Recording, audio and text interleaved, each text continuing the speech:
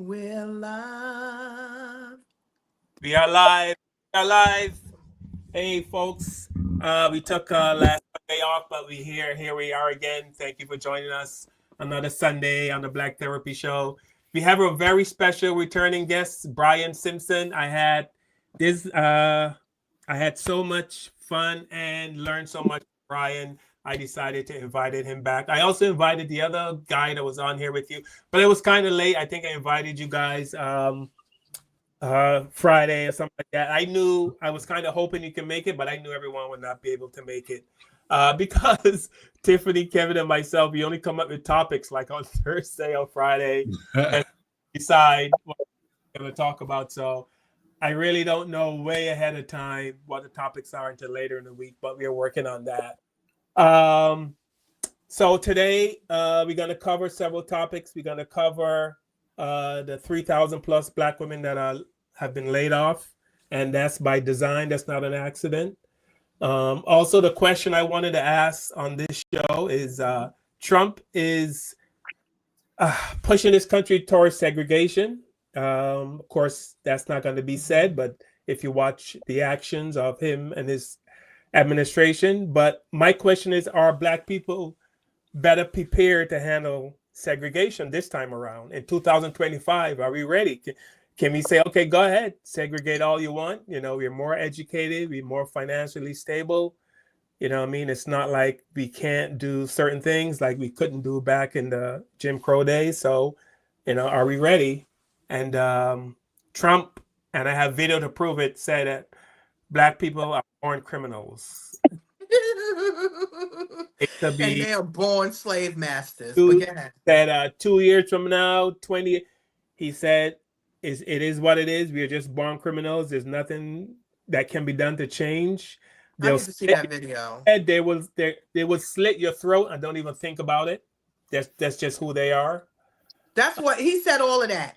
Yes, he did say I need to see that video. Please put that video up. So yes, I need to see the video, please. That Yeah, 100% said that. he did say all that. Yes, yes, he said all that. They will slit, and just the way they are.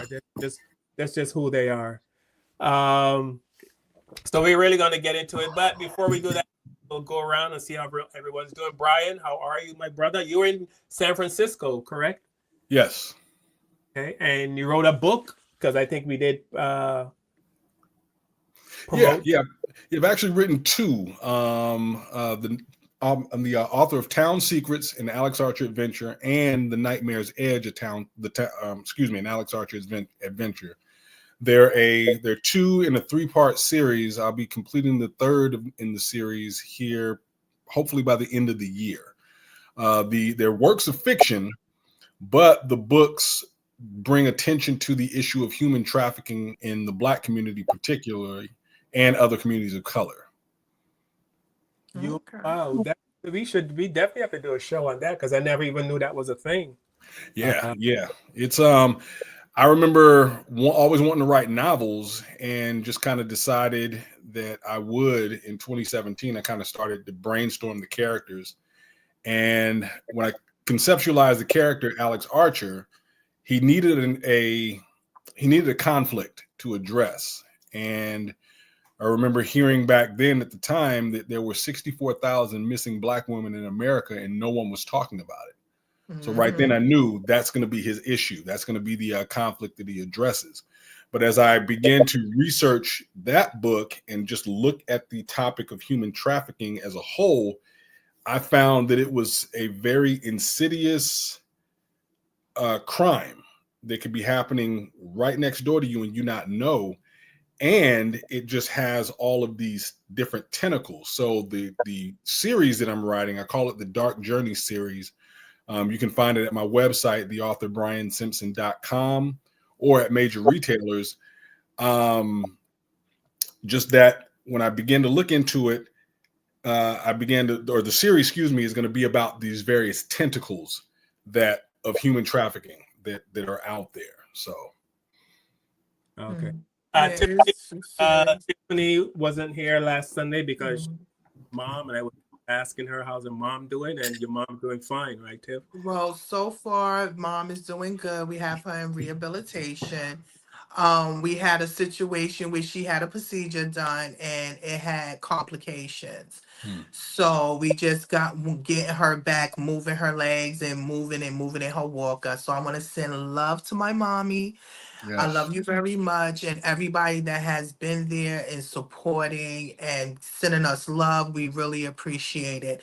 I tell people, please, take care of your health. Make sure you know what's going on when you're going into these hospitals. Make sure you take care of your parents. I mean, it's just so much dealing. We will hopefully we can talk about it on the show call, dealing with the health care and taking care of our health better, because we don't want to end up in these situations where we have to go into a nursing home or rehabilitation or something like that. We want to be able to be healthy, and if it is needed, I understand. But if we can stay healthy and take care of our parents, please do it. Because you don't want to have no regrets later on, definitely. But other than that, God is good, and I'm just glad that we are here and talking. And welcome to the guests, Kevin. Miss you. I miss you and Carl. Kevin, Listen, what's up? up, family? Long time no see. It seems like it's been a long time. It has been, right? Yeah, like 2 weeks or something. 2 weeks for us, man. That's a long time. Yeah. Anyway, glad to be back. Glad to be back. Life is good. I'm here, ready to rock. What's up, Yeah. Carl? You good, Carl? Man, I'm good. I've been watching your videos, so I know you're good. Yeah, Tiff, and we're keeping your mom in the prayers, and thanks for the updates and everything. Yes. And everything's looking good. Yeah, she's pushing. She's a little fighter. That's what I like. So, once they still got that fighting spirit, that's a good thing. That's a great thing. Yes. Mm-hmm. Yes. All right. So, like I said, today we're going to talk about the fact that the Trump administration is pushing all kind of policies that is leaning or has a tinge of segregation, and a lot of Black people are saying, "Bring it." We don't. And I'm asking the question: are we ready? Can we handle segregation in 2025? Are we more prepared? I hope so. I think there's I mean, we should be able to. We shouldn't be complaining, I don't think. And I think there always have been segregation. It's just been regulated, So when they say that Trump is pushing segregation, to me, it's always been there. But I could be wrong. That's why we have. Well, if they push segregation, and remember, we are the main money people. We are everything. We spend more money than everybody. Do you understand? So they want to separate. We can keep our money and we can make our own thing. But you got to make sure you ain't going to try to come for us once we are so very successful and start being the number 1 and 2 on the list. So I don't think they want that either, because they need our money. They live off our money. They thrive off of us as Black people. So I don't think they want that. They just want us back in our place. That's Right. what they want. They like, you got too much freedom. You too damn smart. Oh, no, you can't do that. You can't be smarter than a white man or a white woman. You better go sit your behind down and do what we say do. That's what they want. They want to be back in control again. They feel like they lost control, especially when Obama came in. They really thought they lost control. They was like, oh my God, we don't let the mix in here. Jesus.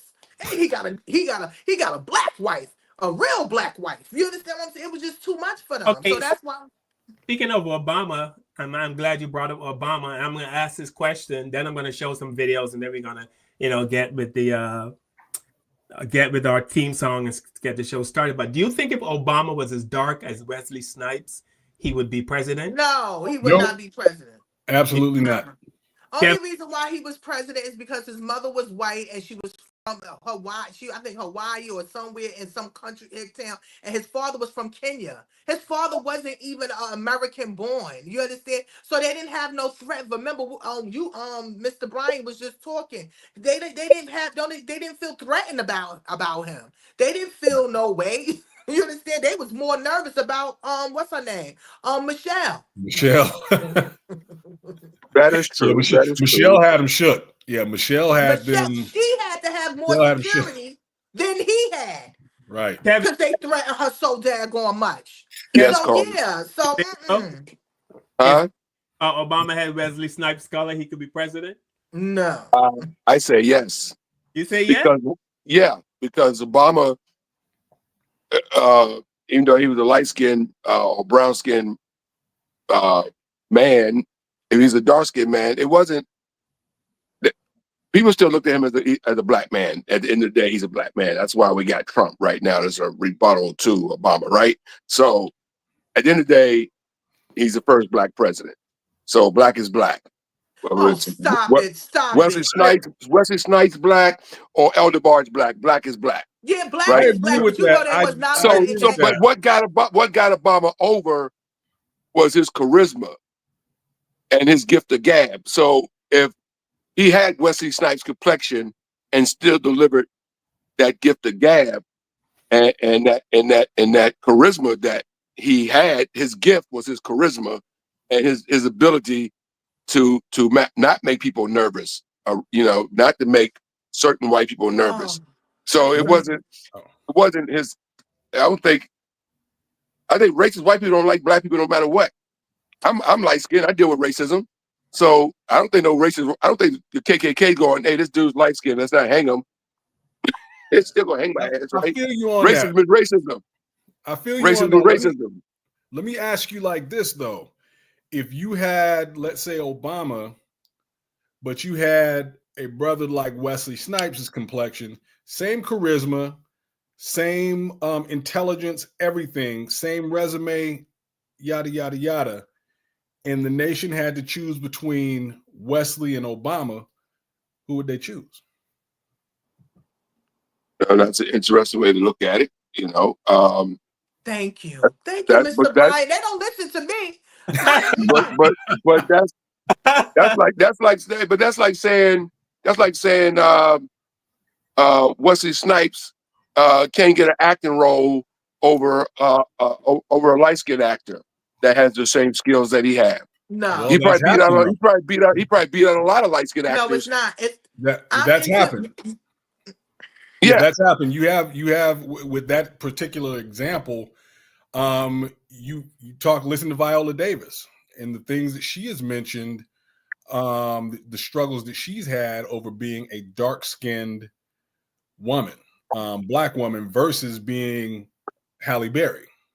So that does happen. And I'm not refuting you. I'm with you, bro. No, I understand what you're saying, man. Black is black, but colorism in politics, I think colorism, it permeates everything in America. Racism first, right? But colorism, absolutely. Mm-hmm. Now, what I'm trying to say though, real quickly, is we're talking about color or we're talking about looks, because it's all about America is into looks more than they're into, like, for example.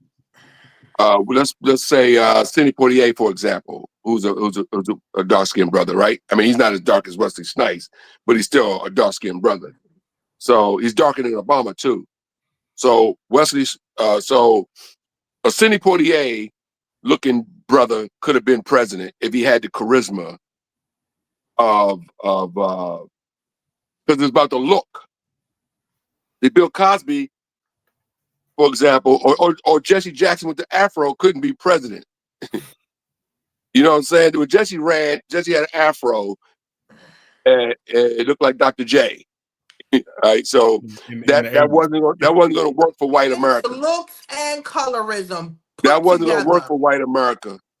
But if Jesse Jackson was Sidney Poitier looking dude and had that charisma of a Barack Obama, but looked like Sidney Poitier, he could have got over, in my humble opinion. All right. Well, I have to say, Kev, I don't think if Obama, I would be a president as dark as Wesley Snipes or Cicely Tyson or one of those really dark, but I don't think Obama would have been elected if he had I don't care how much charisma he had. That's just from my experience. You know what I mean? Even though, yes, they don't care light skin black, dark skin black, black is black to a lot of the racist white people, but they're still a lot more comfortable with a lighter skin person. He just you might not know it. You have some privilege being a light skin brother. You don't have light skin privilege? I don't see it. If you You walk, know what? I've Kev been, is not going to see I'm it. gonna tell He's you why not I going don't to see see it. it. Go Hey, listen to no, him. Go no, listen you to gotta him. listen to me. It's part of my show. I've been racially profiled more times than I can raise my finger at right now. I've been called the N-word. I've been, I've had women grab their purse when I walk towards them or get on the elevator, and I'm wearing a three-piece suit.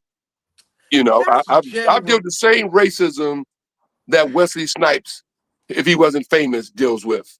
but That's I'm all I'm saying. No, I don't think so. go ahead, Tiffany. Sorry. No, I don't. Come on, look where you perform in certain places where they only want one black guy, and you're the one black guy, and you do a good job. They don't want no other black guy there, do they? No, I perform on shows a lot of times. I just had this discussion with another black comedian, a friend of mine who's probably watching the show right now. We just had this discussion. I just performed in North Carolina, and I took and the house MC at the venue was a black guy with dreads, and I'm the headliner, you know, and I'm black. And then we had a white boy in the middle of the show that was the middle performer, but I almost brought my other friend with me who was black. So it would have been an all black show at this venue.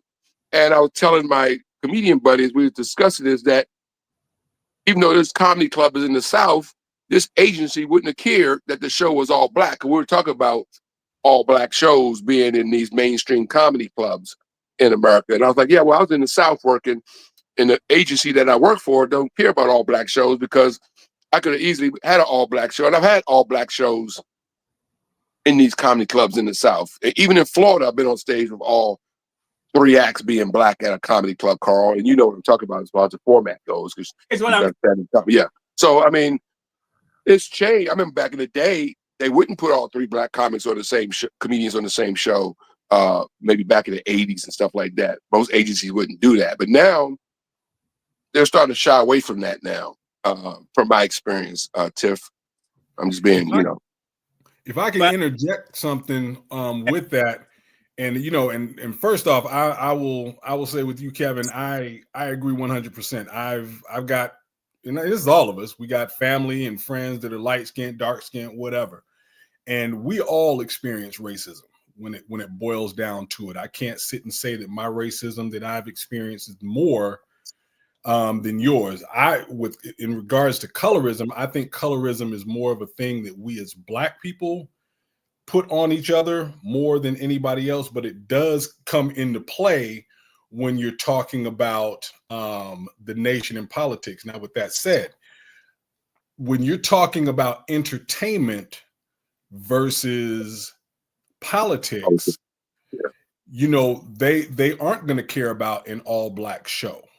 They're not going to care about that because they feel you have a lot of racists in America that feel we are here for their entertainment, for their pleasure. We are here to serve and all that stuff. So they're not going to worry about having an all black, roster for something like that, like they would worry about having an all black board for a company or an all black,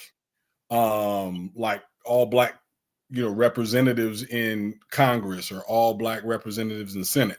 They're going to look past one, but the other, they are not going to look past. That kind of speaks to what you're saying about the reason we have Trump now is because we had Obama.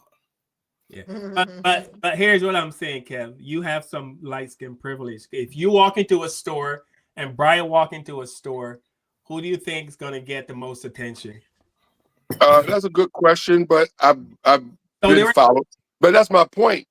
It doesn't matter because I have walked into stores and been followed by security. I have been profiled in every situation you could be profiled in. So when as a black man that has traveled this country over and over again, the reason I have tinted windows on my car is because I don't want nobody to know my black ass is in there. Because I travel in a lot of southern states as a stand-up comic. And I'm going through places where I feel safe knowing I got tinted windows and people can't see who's actually inside the car. if I thought I had some sort of privilege being light skinned, I wouldn't have those tinted windows. You know, there's times when I would want to leave my hotel at night and drive home. I'm afraid to drive through the southern states at night by myself, because if I get pulled over, the KKK or the Proud Boys or these racist ass cops, they're not gonna go, that's a light skinned brother, let him go. Okay. You know, I'm gonna deal with the same thing that Wesley Snipes is gonna deal with if I run into that racist crew. You be killing me. You're not. In certain situations, Kev, you're not. I'm sorry. I got a full-fledged light-skinned sister. She can get more than what I can be able to get. I'm sorry. I'm not going for it. Hey, Chip, the last time I looked in the mirror, you're not Cicely Tyson. I know I'm not Cicely Tyson. All right, But so you you need to get up off of that, because you only one day at the beach darker than me, okay? So don't act like you no damn don't come up in here acting like you freaking listen, your first name is Chocolate all of a sudden. Listen, I want to say we are protected. you milk chocolate. You ain't dark chocolate. You know what? Listen, Carl, we are protected by fair use only, educational purposes only. We do not own the rights to the music, to the videos that Carl is about to be playing, okay? We just want to let y'all know that. Oh, by the way, can we get some opinions from the people watching on this light skin thing? Because it's very interesting. And you hit it right on the nose. You hit it right on the nose, brother. Brian hit it right on the nose. Colorism is more of an issue with the black community than it is with racist ass white people. Oh, no. I don't think so. We talking about, what about the workplace? We got to get into the workplace. We get into those things where you'll get picked before certain. I'm sorry. I can't. I can't. I really, I can't. I'm sorry. I'm not going to go through this with you. All right. All right. Let's get the show started. So we got. I love you, Tim. I love you too, my light-skinned brother.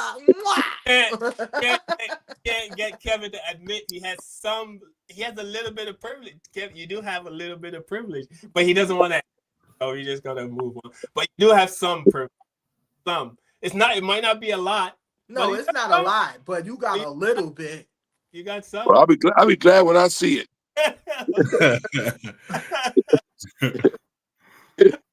Somebody let me know. Okay, I'm sure Trump's policies is hurting all Black Americans, not just the brown, dark-skinned ones. Yeah, it's hurting any Black person. Everybody. It's everybody. All 39 shades of black. We. But you got to think about it too. We have been through. Our people and our ancestors have been through worse things than Trump, y'all. We are going to survive. We just going through bumps and hurdles. We are going to survive. He's just acting up, showing us who he truly is, and the rest of his friends are showing who they truly are. And to be honest, I'm glad that we are seeing people for who they are, so we can look more deep into ourselves and start helping ourselves in our communities. Yeah, there's no excuse now to not No help excuse. one another. There's no excuse now. If you're saying that racism does not exist now, then you're either blind or you're just gaslighting yourself and everybody around you. I mean, period. You can't deny it. Can't deny it. All right, Kevin, I was going to say, I'm pretty sure when Patricia first met you and her friends were asking, what's he like? And she goes, oh, girl, he light skinned. I guarantee. And he tall and light skinned. Kevin laughed because he know that's true. Yes, Well, I am tall and light skinned. So I don't know. I don't know if that helped my love life or not. So I tell everybody, when I first met them, I thought they were short. Yeah. When they came up, I looked up like, damn, y'all tall. All right, folks. Here we go. This is the real. Well, that was part of the show. So, yeah, let's get started. I am one of the 300,000 Black women who have lost. May come back and bite me, and that'll be fine. I don't mind being around white people. I don't mind having to work with them and coexist alongside of them. However, when it comes to community on the inside, what I have, you're just not welcome. You're not welcome. You're not welcome. That goes for the fraternities, sororities. You're just not welcome. I never understood that. I never understand, and that's somebody who, and neither one of us are D9, but I that's something I never understood, and it takes me back to my great grandparents' house on my mom's side, right in South Dallas, who was very much so. Can a white man come in his house? And watching Sinners, I'm like, somebody else who I wish was alive, which was my great grandfather on my mom's side, like, because we had him up until 2007, so I had him for a lot of my life as well. And I was like, God damn, I know Papa would have something to say about this right here. Yeah, no, you just, and it's, and you see why. It is, yeah, and the thing is, it's like, it's not hateful or anything like that. It's just a simple fact of like, no, thank you. It is what it is. It is what it is. You already showed your hand. Multiple times. 400 years. Fool me once, shame on you. Fool me twice. Shame on me. And I invited in. And that's why now, and you probably seen me on this type of energy, but it's a big delineation movement. As far as like you see people like around our age, even maybe a little bit older, that they're cool with segregation. I'm cool with going back. Once again, my grandfather, who's born in 23, he always said that was the worst mistake. He always said the worst thing that happened to us was desegregation, and he didn't. And for him, his thing was like, give us the resources, give us what we need, but still, like, we are good when we're able to police ourselves, work within ourselves. Like we are so good like that. And I mean, it just goes back to something that J. Edgar Hoover always said, who was head of FBI in his long ass reign for no reason. We're looking for the Black Messiah. Not even that. No, not even. I wasn't going to say that. I was going to speak on one of his closest when he said the most powerful thing in the world is Negro unity, and we have to do everything to make sure that never comes to be. That's why, yeah. And now we got to a point where everybody's scared to be a leader because they scared to get killed. Well, what I was gonna say when it came down to damn it, I literally just lost my train of thought.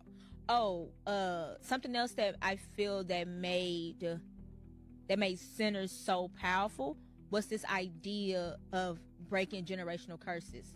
Yeah. Because you hear that a lot from our generation. You know,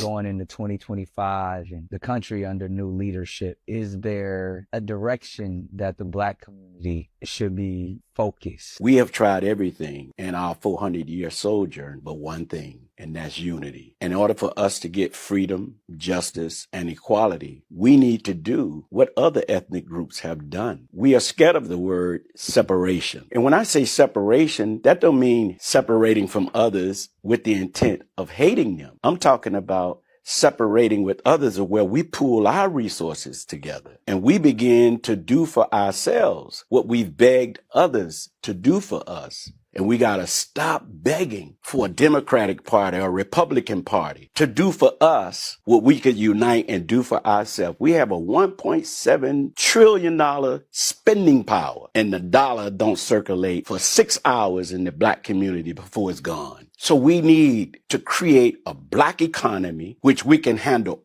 all of our business. And until we do that, dear brother, no other group will respect us.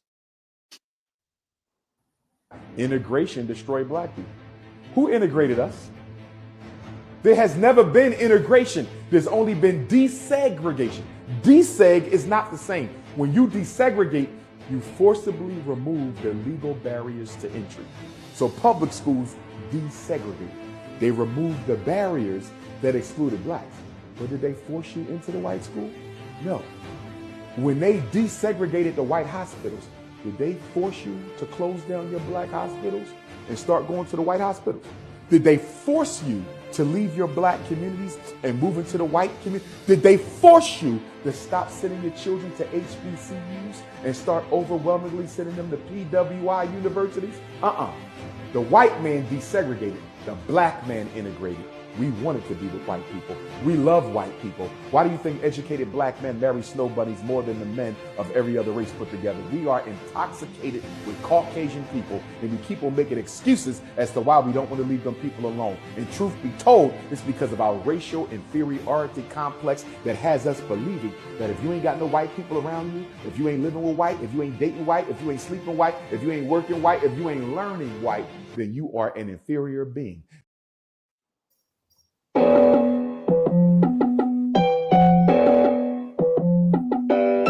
the knowledge you gain, break away from the chains. We helping you grow the Black Therapy Show. We in a safe space dealing with the black trauma. We unpacking and inspecting all our baggage and drama. Cause we gotta unite, no more killing each other. It's time to see a new future for my sisters and brothers. You know we Kevin, Carl, and Tiffany. You'll have an epiphany. We'll give you everything you need to handle the enemy. We're giving you everything you won't challenge you mentally. The right conversation so you grow exponentially. Build your penitentiaries, we built all your schools. Gave us brainwash education, just making us fools. Hatred was what we got in exchange for love. No more manipulation from my God above. It's Carl, Kevin, and Tiffany. Now welcome to the Black Therapy Show. Let's go. All right. Welcome everybody. We did start the show with we all agree that Kevin does light skin privilege. So doesn't want it. He's got it. He know he's got it. He's always had it, but he doesn't want to admit it. But yeah, today's show we're talking about segregation. Did it hurt and help? I mean, I wasn't here during the segregation year, but I watched videos, TV, read books, so I'm not proficient on this, so I'll let the experts handle this. But it seems that some people feel that integration was what hurt Black people, instead of having Black people try to sit in the restaurant owned by white people. The narrative should be to have Black people try to own their own restaurants so we can own our own stuff, and that's what hurt a lot of Black people. But we did own our own stuff. They came in and burnt it down, Carl. But that's why we had Tulsa and Rosewood and all these other cities that are not as popular as those two all over, and they all got burnt down and destroyed by white supremacists. So we had our own. But I think going up to Dr. King, who is the man most responsible for what we're discussing at the moment, because he was the one that basically gave his life to have us integrating with white people. And I think, and we know later on he regretted that decision, as Haile Belafonte told America about a private conversation that they had together, where he said, "I felt I led my people into a burning house." So he kind of regretted, at the end of his life, that he didn't think it was possible that these people would ever change and accept us and all that sort of stuff. But also his motivation was because of Jim Crow laws and the redlining that, we went through. Our schools and our restaurants and our neighborhoods didn't have good things. So he figured if we get, fought so we can get into those other schools, we'll have better education, access to better teachers, access to, better grocery stores, better whatever the case may be. So that was the motivation, was if we get in with them, then we'll get better for ourselves because they have better. I mean, in a nutshell, that's that whole thing. So In a nutshell. That's what he was thinking at that moment. He did not Yeah, know at that moment, he figured he could better our lives if we integrated, because they had better lives. Better resources. You know what I'm saying? better but- resources. Okay. But better resources. Thank you very much. That makes much more sense. Yeah, I don't but, think lies, but, it's better resources. but yeah, better resources. But when, like I said, at the end, he kind of regretted it because he, realized, how mentally ill racism is in this country, Right. and that, it was probably not worth all the trouble that he put us that he went through to get this done. Because, like he said, I believe I led my people into a burning house, and he was saying, basically, I effed up. Right. So Yeah, but yeah, you know what really bothered me? Something that Umar said. You know, I know Umar's going through it, but he's still a very intelligent man. Something that he said, yeah, we went into these schools, but we really didn't have to. Or did they threaten us from behind the scenes? Because we did have our own schools already, because they wouldn't let us in. We just needed more resources. Is it that we did that to get more resources? Like, why did they? Why did they even go into it when we was doing better without them? That yeah, was we didn't have the resources.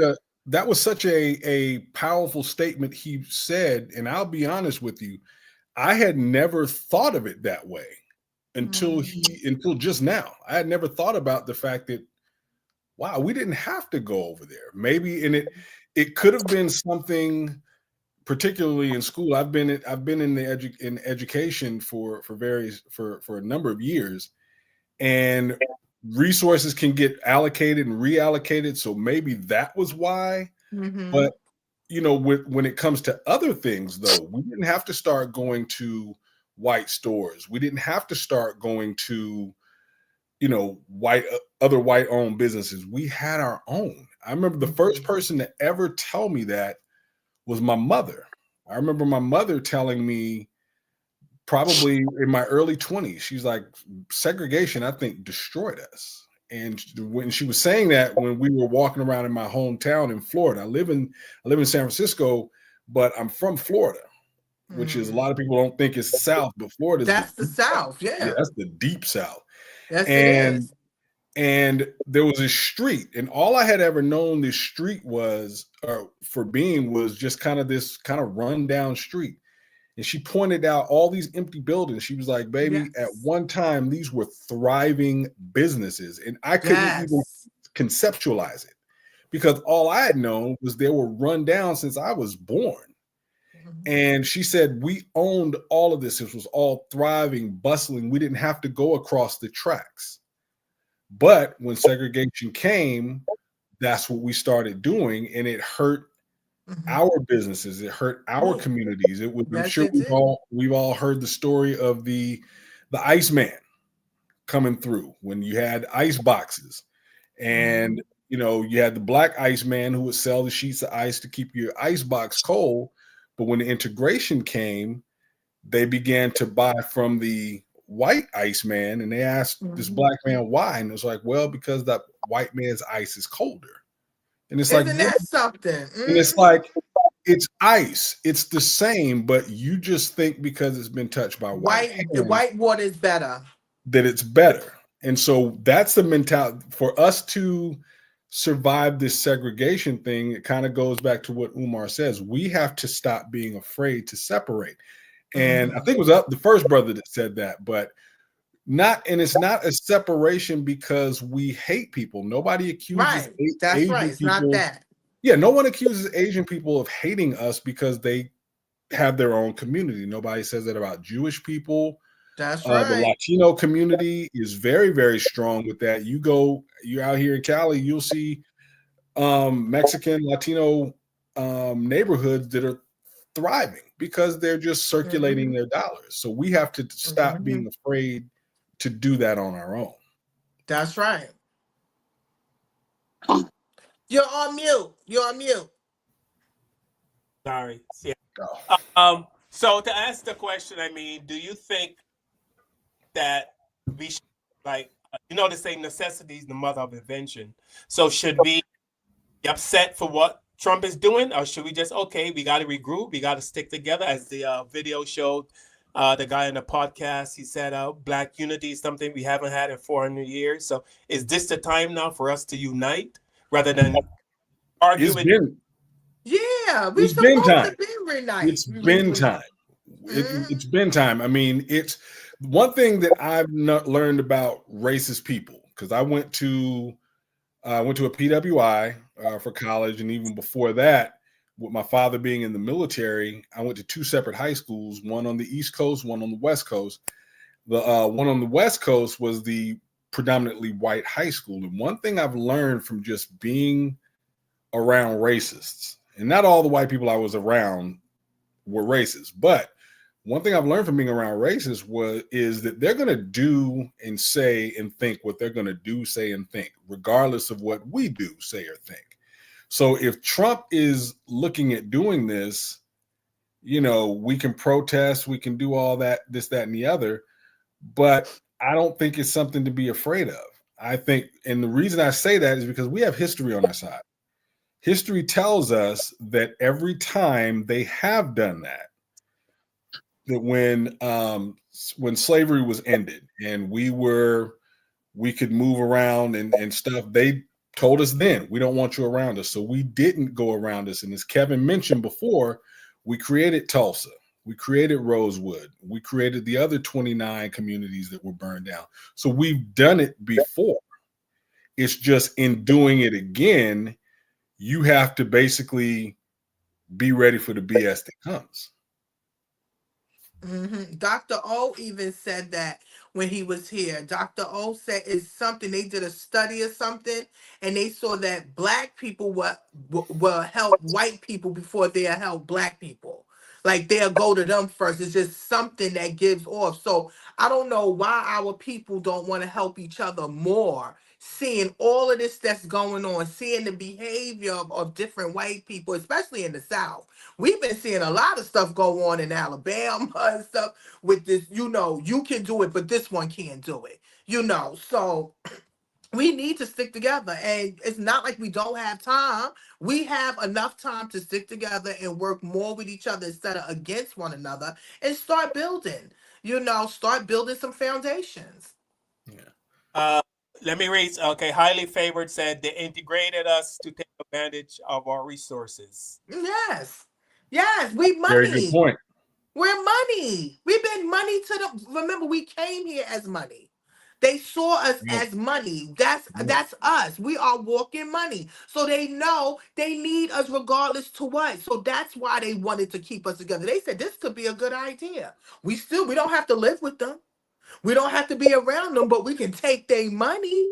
And that's the mentality of people from all over the world dealing with people in America, especially Black Americans. We can get their money, you understand? But we're not going to spend our money with them, okay? But we're going to take their money, okay? Because we are the big spenders. The Koreans come into the Black neighborhoods, the Chinese, the Indians, but do they have a house in where there's the story? No. No. They don't have a house next door. They don't have a house. They don't put into the community. They don't do a cookout, a Chinese cookout, somebody cookout, Arabian. Show us your culture. Show us what we spend all this money with y'all. They don't look at us like that. They look at us as money, make money off these people, smile up in their face, make they feel happy, and then they go about their business. Yeah, I remember hearing when I was in North Carolina, there were a lot of foreign-run stores, and one of them told me that they call us liquid gold because when they come into their communities, we're going to pour our resources into them. But it's true though. Yeah, we do. I mean, without fail. I mean, the only, they won't give us the loans to do it. No. To open up those stores, but they'll give them to them and they go directly to us. And, we just pour in. Yeah. I mean, be a video. It's I think it was produced by the government of America, but I think I showed it on this called How to Sell to the Negro. And yeah, I saw that. How to Sell to the Negro. They actually have a production video showing how to sell to the Negro. Yep. So, like you said, they're like, but they obviously don't like us. All the nail shops in the Black neighborhoods are run by Koreans, right? Yeah. All Black women, or the 0.9% people patronizing those shops are Black. Yes, they do. Even the African braiders. You would never, and you look, they don't spend money with us in our community. We put into their community. You understand? And that's not good. We're supposed to be putting it into each other. You understand what I'm saying? But Right. we as Black people, we put more money into everybody else than we put into ourselves. And Oh, even with, go ahead. Okay, we know the problem, we see the problem, we acknowledge the problem, but yet still we continue to do the same thing day after day, night after night. So what's the solution for us to? And I guess they get loans, right? We go to a bank, but they don't loan to Black people.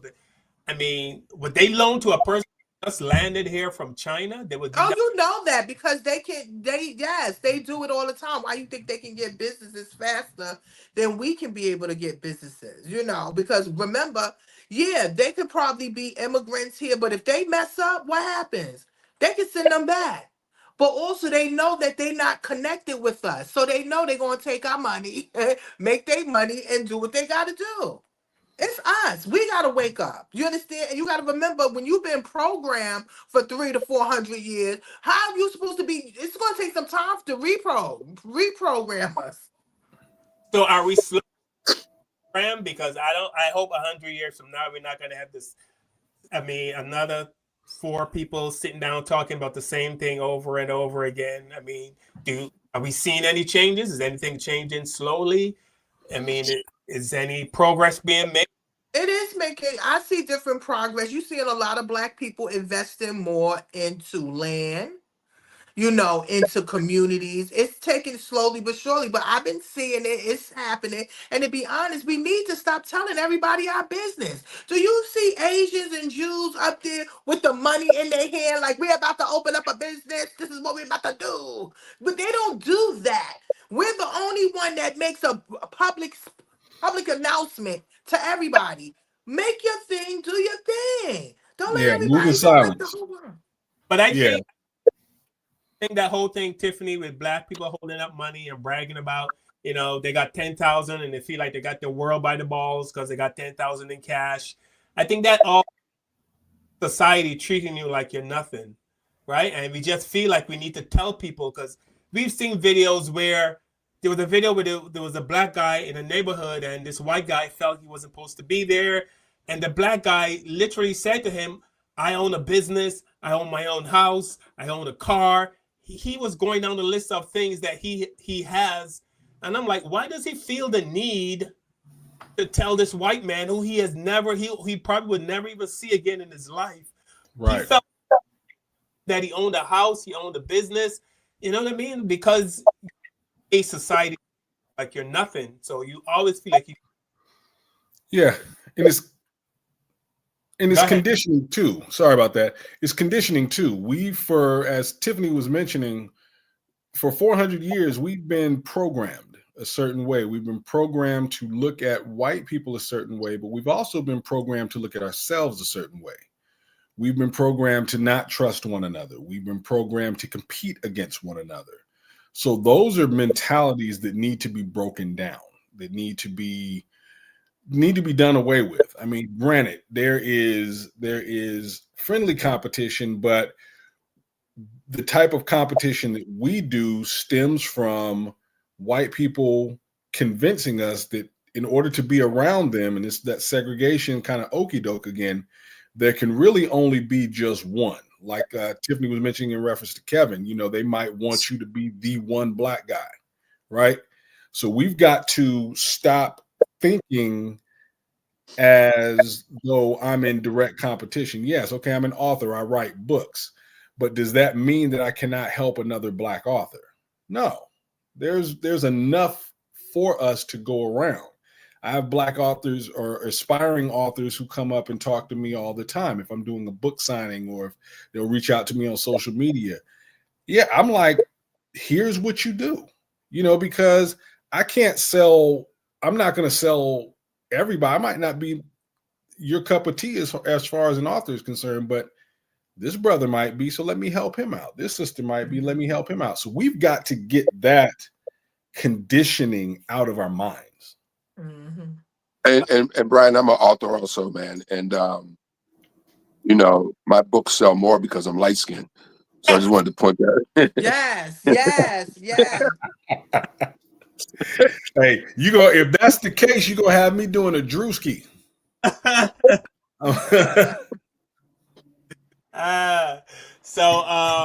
Pamela Jones, what's up, Pam? That other communities lend money to their own people. That is true. Right.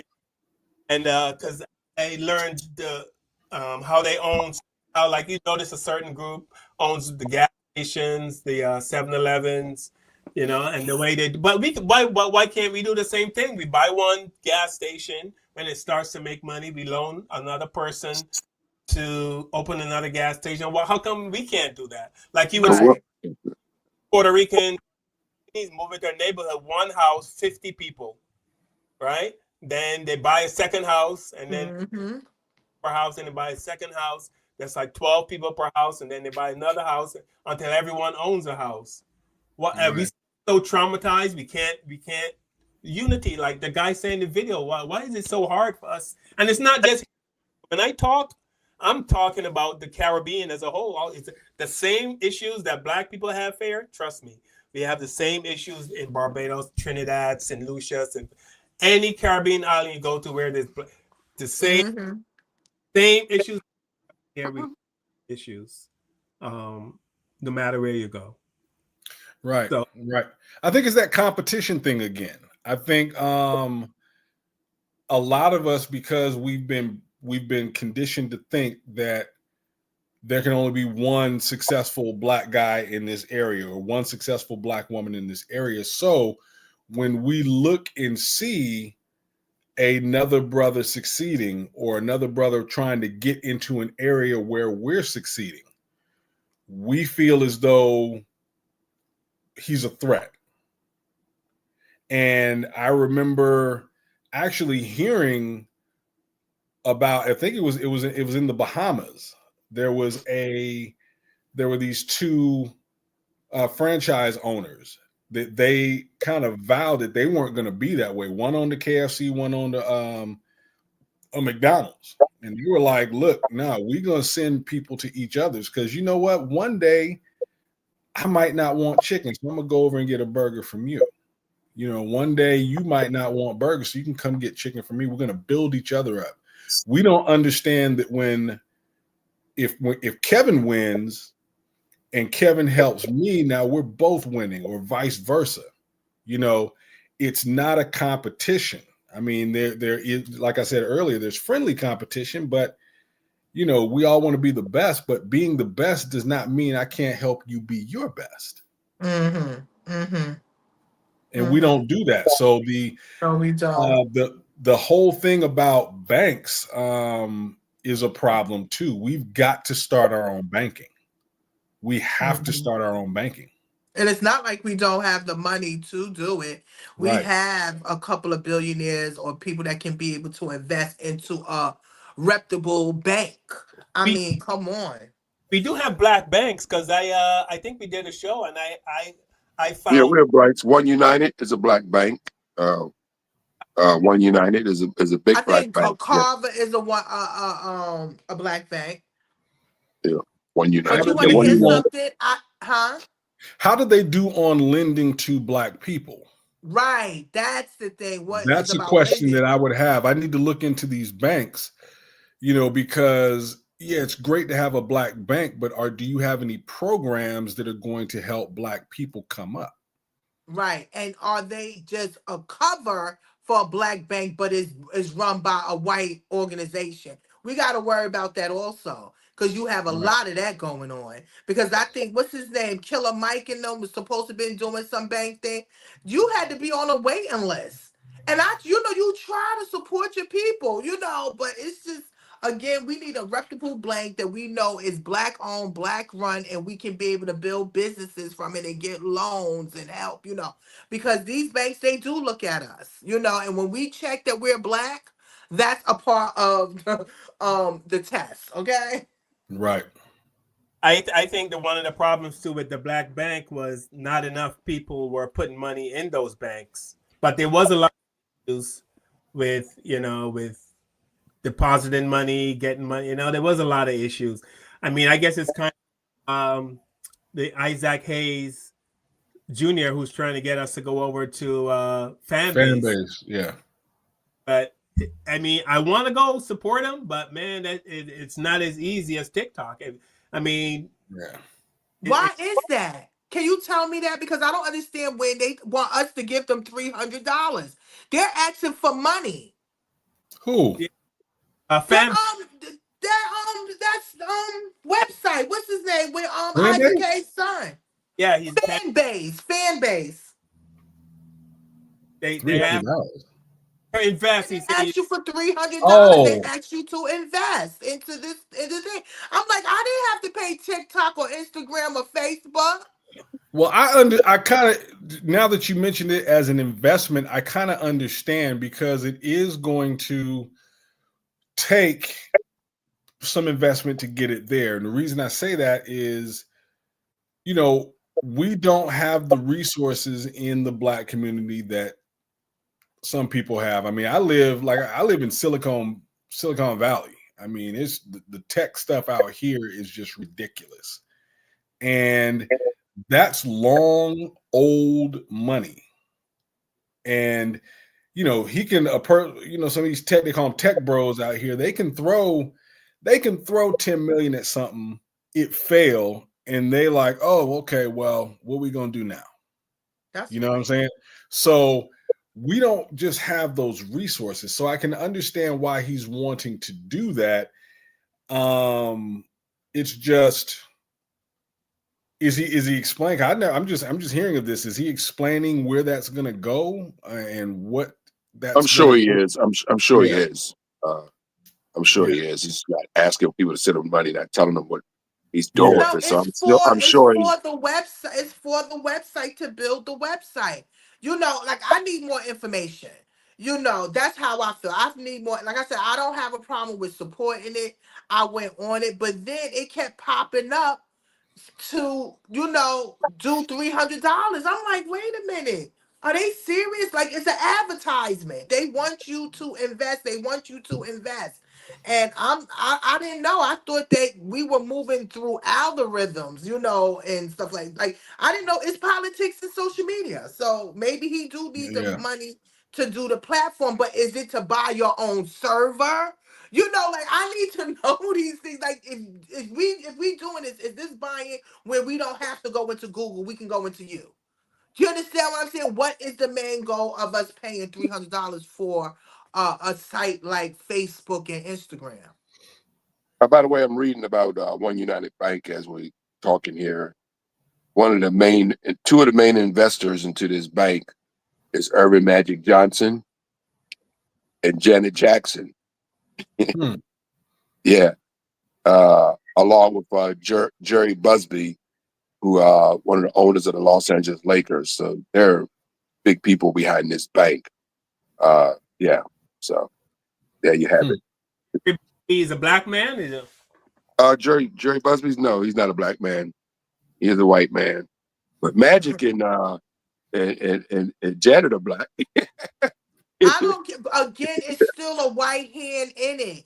And that's Right. it's like everything. Let me tell you something. I learned a lot about different, like, these companies, when you have people doing these liquor companies, these hair companies and all of that. A lot of them don't own it.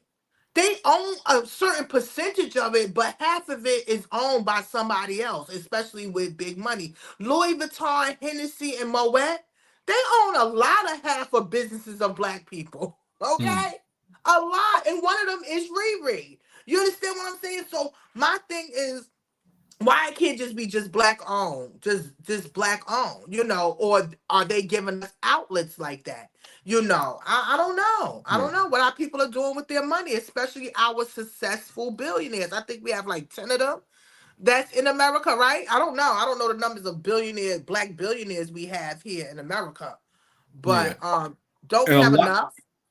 Yeah, I think we do. I think Carl mentioned this the last time I was on, whether or not relying on black billionaires is the answer. And I think Carl, I think you said that you didn't agree with that, and I agreed with you saying that.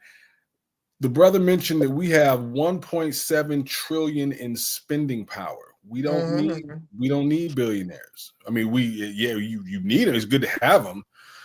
But I think that and I think this is where the idea of unity comes in, because if you have enough business savvy people who are not yet billionaires to where if we get these people and we get together with these type of people, we get together with this spending power, we could do something.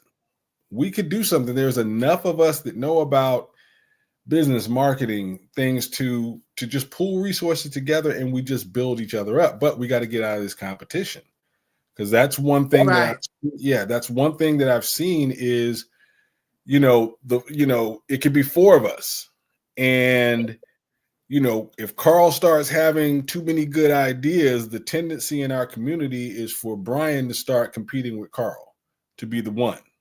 Mm-hmm.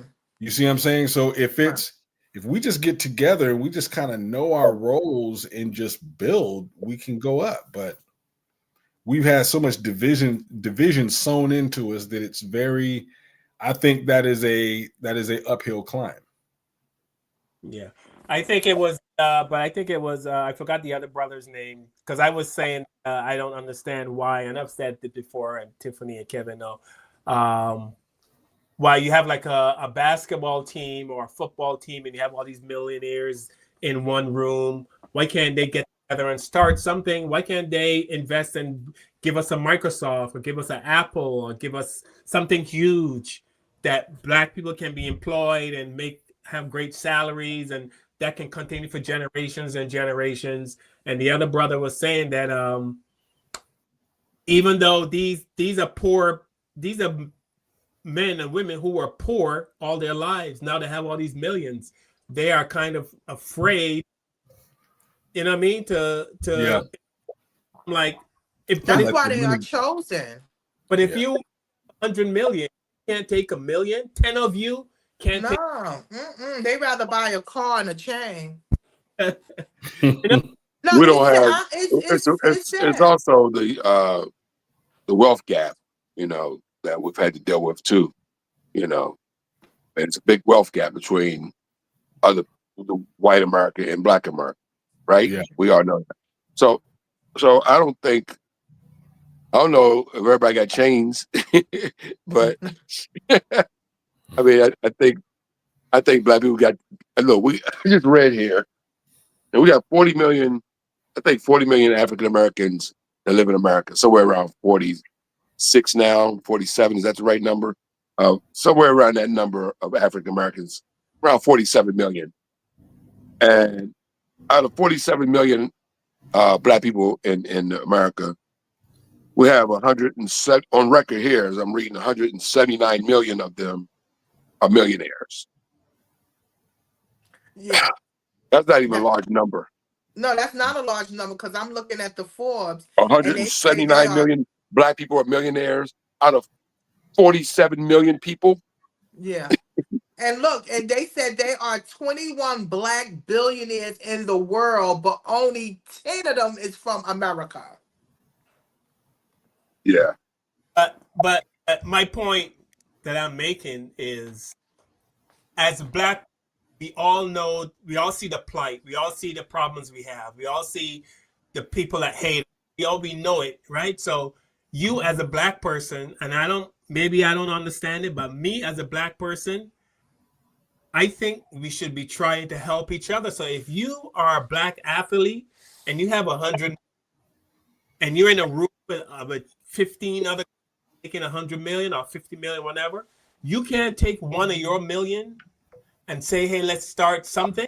You don't have a financial advisor. You don't see that people are struggling and you can do something to help. You don't want to do. That's the part I don't understand. But in those circles, but this is just me thinking outside. I'm not in the arena, but this is just me thinking outside. I'm looking in, but I just don't understand how we can have all this money, and we do have all this trillions of dollars of spending power, but where are we spending it? Yeah. in We other still, communities. we're giving it right back to them. Other communities, yeah. And Carl, I agree. That's something that we can do. I mean, I say we, I'm talking about the Black community as a whole. If I remember Jim Brown was one of the first people I ever heard saying that as far as helping the Black community. It was a panel of successful pro athletes, and I remember Jackie Joyner Kersey being up there, and she pushed back on that very hard. She was like, it was basically like Bobby Brown, my prerogative. I made this money, you didn't. And she was, that was her push. And what do you do with that? Because it's a great idea, but you can't make those athletes do that. Yeah. I mean, a lot of them don't want to do it. Yeah, They a lot of them good where don't they want at. to. Yeah, they're like, I made mine, you make yours. And so it's unfortunate. And that was the reason why I said we can't sit and rely on rich The Black people who billionaires made and it, millionaires. millionaires and billionaires, because a lot of them they don't want to do it. And I think and it's not like I'm faulting them. I mean, we've all had it hard in this country. So I think when we get ours, I think we take a big sigh. I think that's what happens. Because we've dealt with so much shit here. I don't care who wants to say that it's true or not. We know what we've dealt with here, and Emotionally and mentally. Right. Yeah, what we continue to deal with on all of those fronts. So I think when you get a guy like like one of these guys, like Anthony Edwards, he's big time guy right now, signed a huge contract with the Timberwolves. When he retires, these guys are kind of like, I ain't thinking about nothing else. Yeah, a lot of them don't have no money afterwards because they didn't know how to invest their money. Because it's coming out now that a lot of the athletes are becoming broke, or they didn't properly, was successful financially, didn't have financial education on how to deal with their money. Because they get these people that they know they can control and they can continue to take from. That's why they don't want you to be in a strong atmosphere. That's why the Sanders boys, the two Sanders boys, is having all their issues right now. They mad because they got a daddy. Right.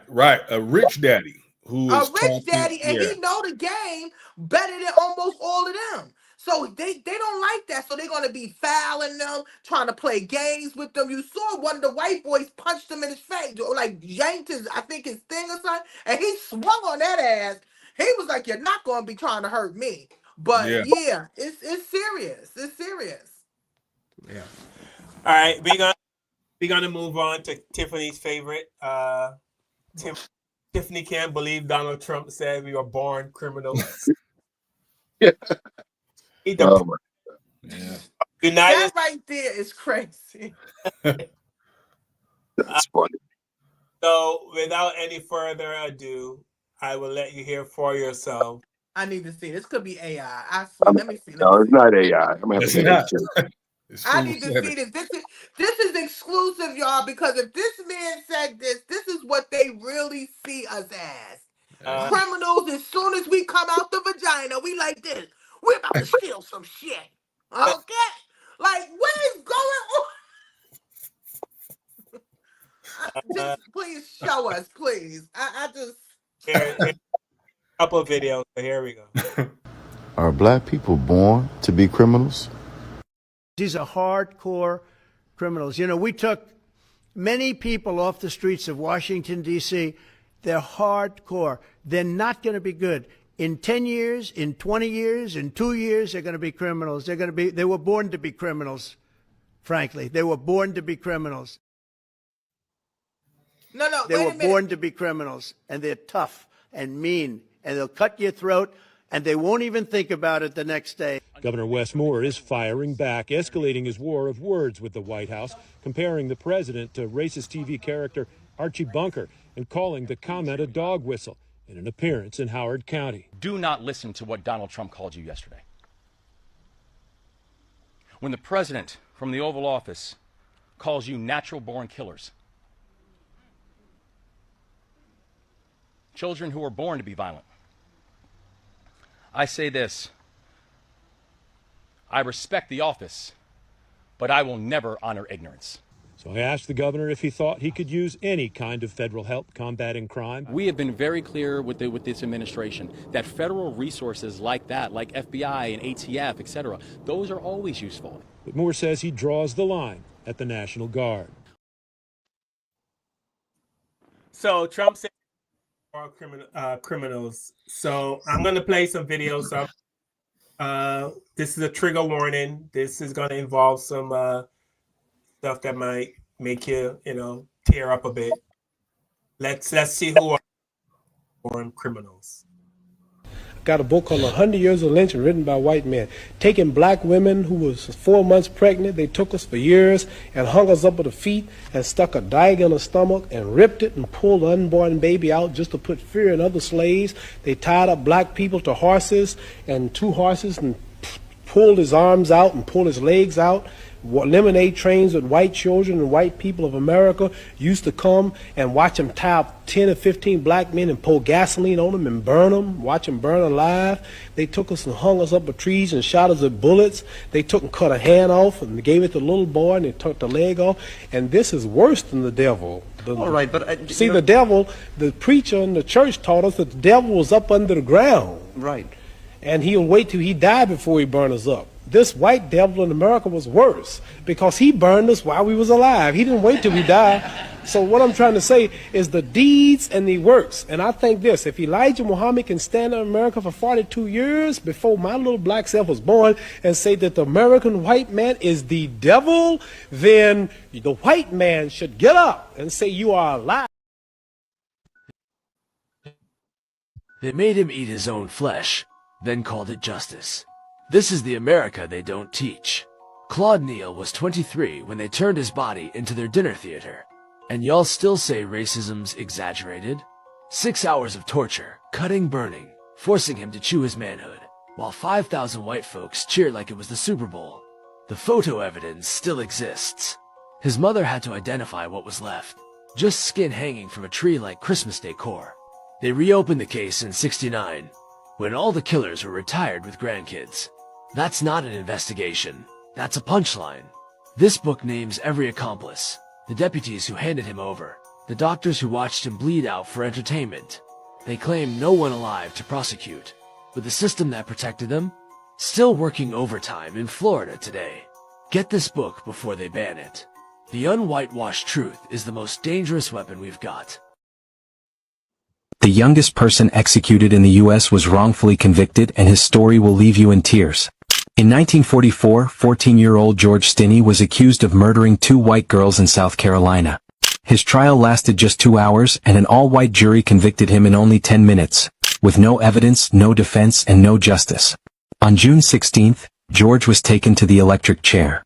He was so small they had to use a Bible as a booster seat. His arms, legs, and body were strapped down.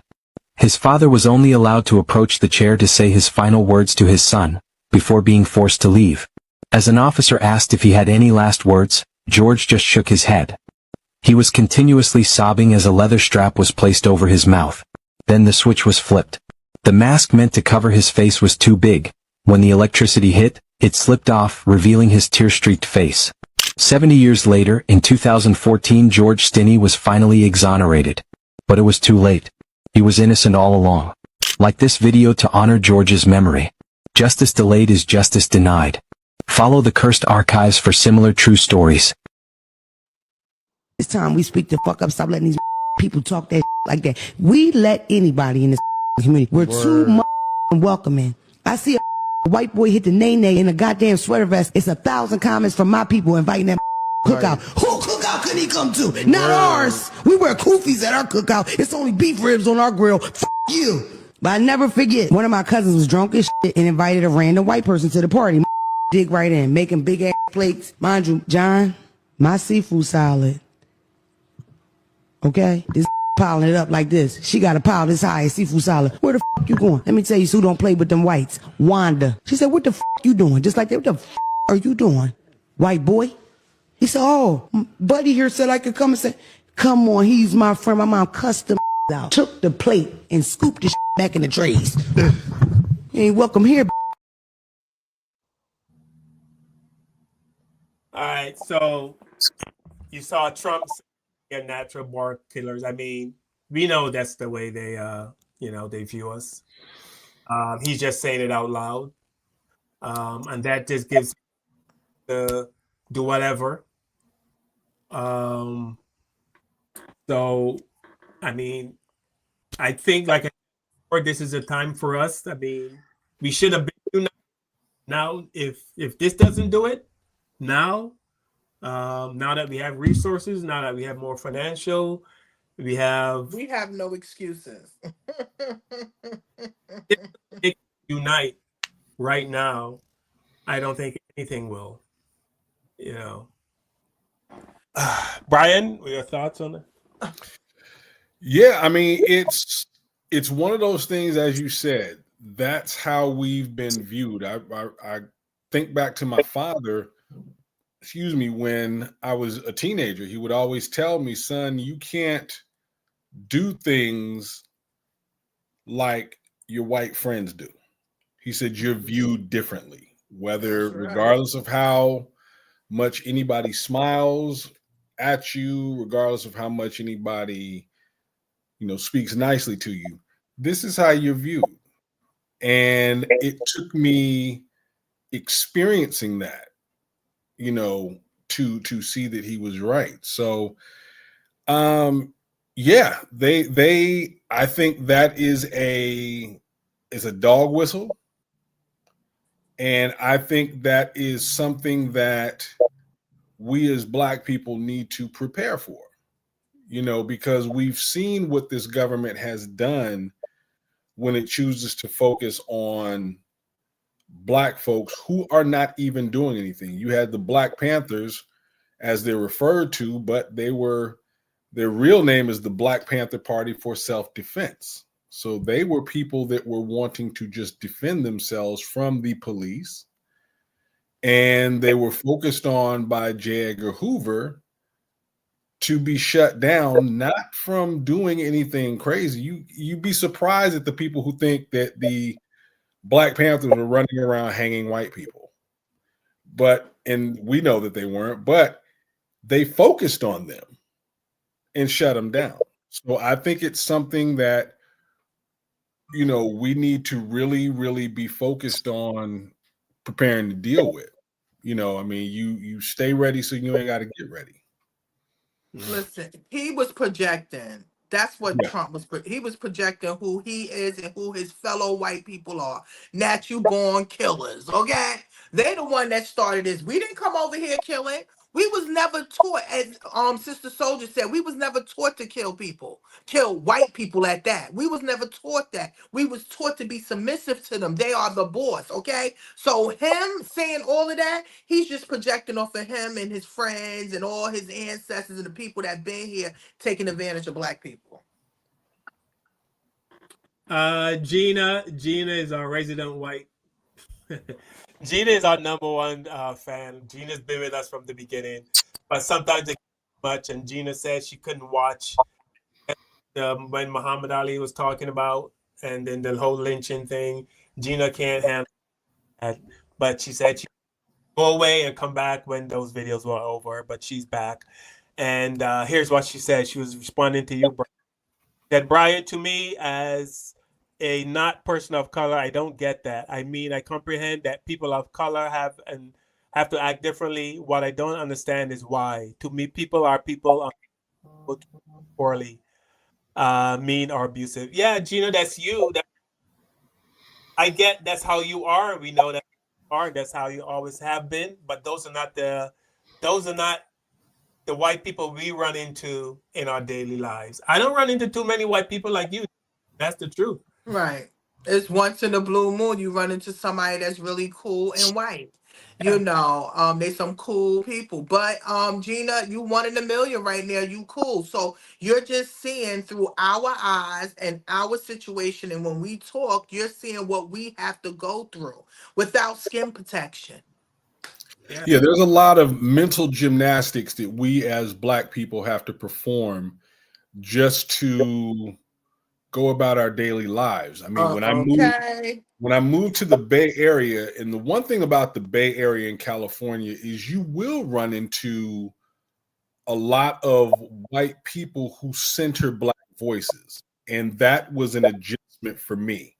This is a place that will, if you are a Black man, you are not talked down here, you know. But the thing is, there ain't a whole lot of us here. But you do have your space here to voice exactly what you were going through and what you were feeling. Now, with that said, I grew up in the South. You don't have that space in the South. If anything, you were shouted down when you mention the injustices and things that you have to deal with. It reminds me, you know, when we're talking about Gina, and I really appreciate you, Gina, for joining and making that raising this question. But Muhammad Ali talked about this very matter, and someone asked him, well, you know, because Muhammad Ali was about we need to re-separate, and the person was like, hey, but I'm a good white person. He said, okay, well, let's say there are 1 million rattlesnakes or 10,000 rattlesnakes on a hill or in this field. He said, but let's say there's 1,000 in those 10,000 that won't bite you. He goes, would it be wise for me to walk in that field and hope that I run into the 1,000 and not the other 9,000? And so these are the mental gymnastics that we have to play. Even being out here, I told the principal at the school where I'm a counselor. I told her, I said, I still get nervous if I see too many white people around me. And that's not a hatred thing. Yeah, that's not a hatred thing. It's just I've had to grow up hyper vigilant and just really understanding who was around me. I mean, we just had a story about a young man who was in, Wisconsin. He went to a barn party. Did you guys hear about that? Yes, I did. Yeah, went to a barn party with some friends and ended up getting attacked by other people, and he was the only Black kid there. So these are things that we constantly have to watch. Okay. For.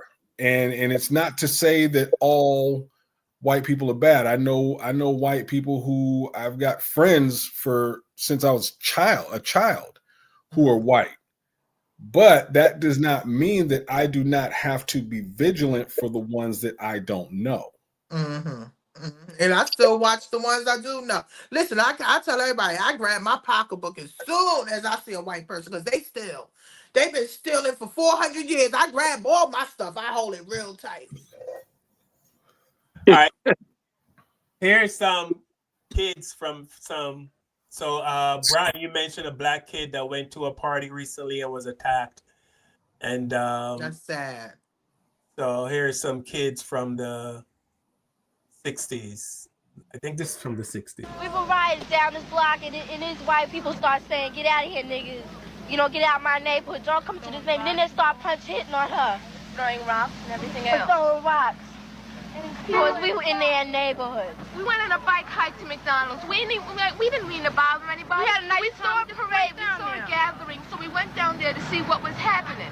All right. I mean, we didn't bother anybody. We weren't looking for trouble.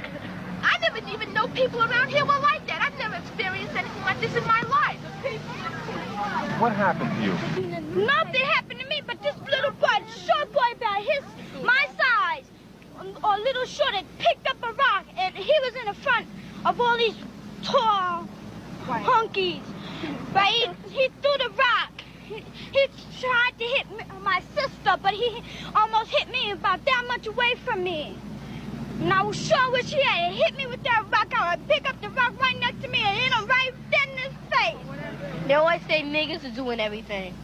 They always say we're doing everything, right? Every time the white people come down the block, we don't push them out their neighborhood and throw rocks and start hitting them. We don't bother the white people around our neighborhood, but when we get in a white neighborhood, they just push us out. Yeah. Everybody was upset. So we're nothing, you know, they were a piece of dirt, dogs. I mean, that's the way you treat an animal. I mean, God, we're human beings. Yeah. You don't treat other people like that. It's just wrong. Black, white, I don't care. A person is a person. Skin should have no bearing on how you treat a person. That's just wrong. I hate their goddamn guts. You know, I can't say that I hate them. I can't say that it's totally the kids' fault. I mean, I'm sure their parents had some bearing on the way they feel and everything else. I think it's just the system. I don't know. I can't say that I hate them because I don't hate anybody. Do you forgive them? No. No. No. Can't take back no hurt. But they gonna always do that. They always spit on us like we some dogs. They always gonna spit back on them. Ain't nothing gonna change. She said, I hate them goddamn guts. I mean, what's different from back then to now? I mean, same I people. was about to say, you didn't have to go back that far. You could have grabbed something from like the 2000s, Carl. Right. You know, you go back to the 64. That's still happening. She said, Yeah. them honkies. What the hell you go back so far for, man? You could have found Yeah. something from 2005. Yeah, you sure can. You could have went straight to Yusef Hawkins. His Bensonhurst? anniversary just came up. Right. You understand? Was that It's Bensonhurst? just so many people that you could have went to. But Yeah. I get it, you know, but yeah, that's the mentality today. And look at the young lady. We were not raised to hate white people. We were not raised to hate people of other cultures and backgrounds and stuff. We was not taught that. I know I It's not wasn't taught us. that. You know, I wasn't taught that. We was just trying to survive. I'm happy that our parents kept a lot of stuff from us, because if we knew half that stuff, we'd probably be suffering with anxiety with all the stuff that we have to deal with as black people. So it's really sad that them young kids just regular going to McDonald's and they're being harassed by white kids. And again, like she said, we can't blame them. It starts from somewhere, and they all have parents. And like I tell you, I blame white women. I'm sorry, Gina. Some white women, they raise these racist children, and then we have to deal with them. No, it's sad. We need to communicate with our children more about racism, because a lot of these young people don't think that racism exists. They don't think that it exists. They think that we dumb. They listening to Chat GPT. What is up with this Chat GPT? I mean, it's just crazy. They don't want to listen to us, and we older than Chat GPT. Okay. Well, you know, are going to be they were traumatized. I'm sure their lives are never the same. Right. You know what I mean? Did those kids get any therapy? You think those kids had any kind of therapy in their life? No, they didn't Seriously have no doubt it. daggone therapy. We still trying to get therapy now.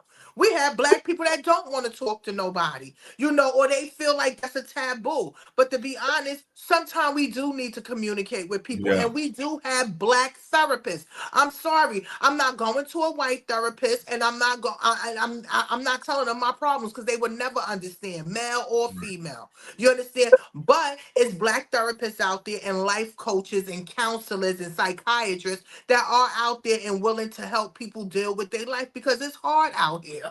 It is. We have Yeah. generational trauma. Yeah. My wife's a black therapist, and Oh, shout out to your wife. yeah, she puts in a lot of work, and a lot of her clients are black people, and just dealing with just everyday life. I mean, just she talks to me, I mean, about just things that I've dealt with, just some of the it's almost, I remember somebody mentioning that, like, black people, we live with this constant almost PTSD with the things that you got to say, and simply because someone is always telling us that we're lying. It's not that bad. It's not, you know, that was a long time ago, and just kind of constantly putting just hurdles in front of us to continue to jump over, you know, while they walk unhindered. And yeah, and so it's a lot. It's a lot being here, and it's to the point to where I really don't explain myself to anyone not from my community anymore. It's not my job to educate you on what I go through. You know what I go through. It's like it's like when Jane Elliott did that experiment. Yes, the brown eye, blue eye. And then she had this one, it was probably a few decades later, to where she asked the question. It was a room full of white people. She said, how many of you in here would trade places with black people?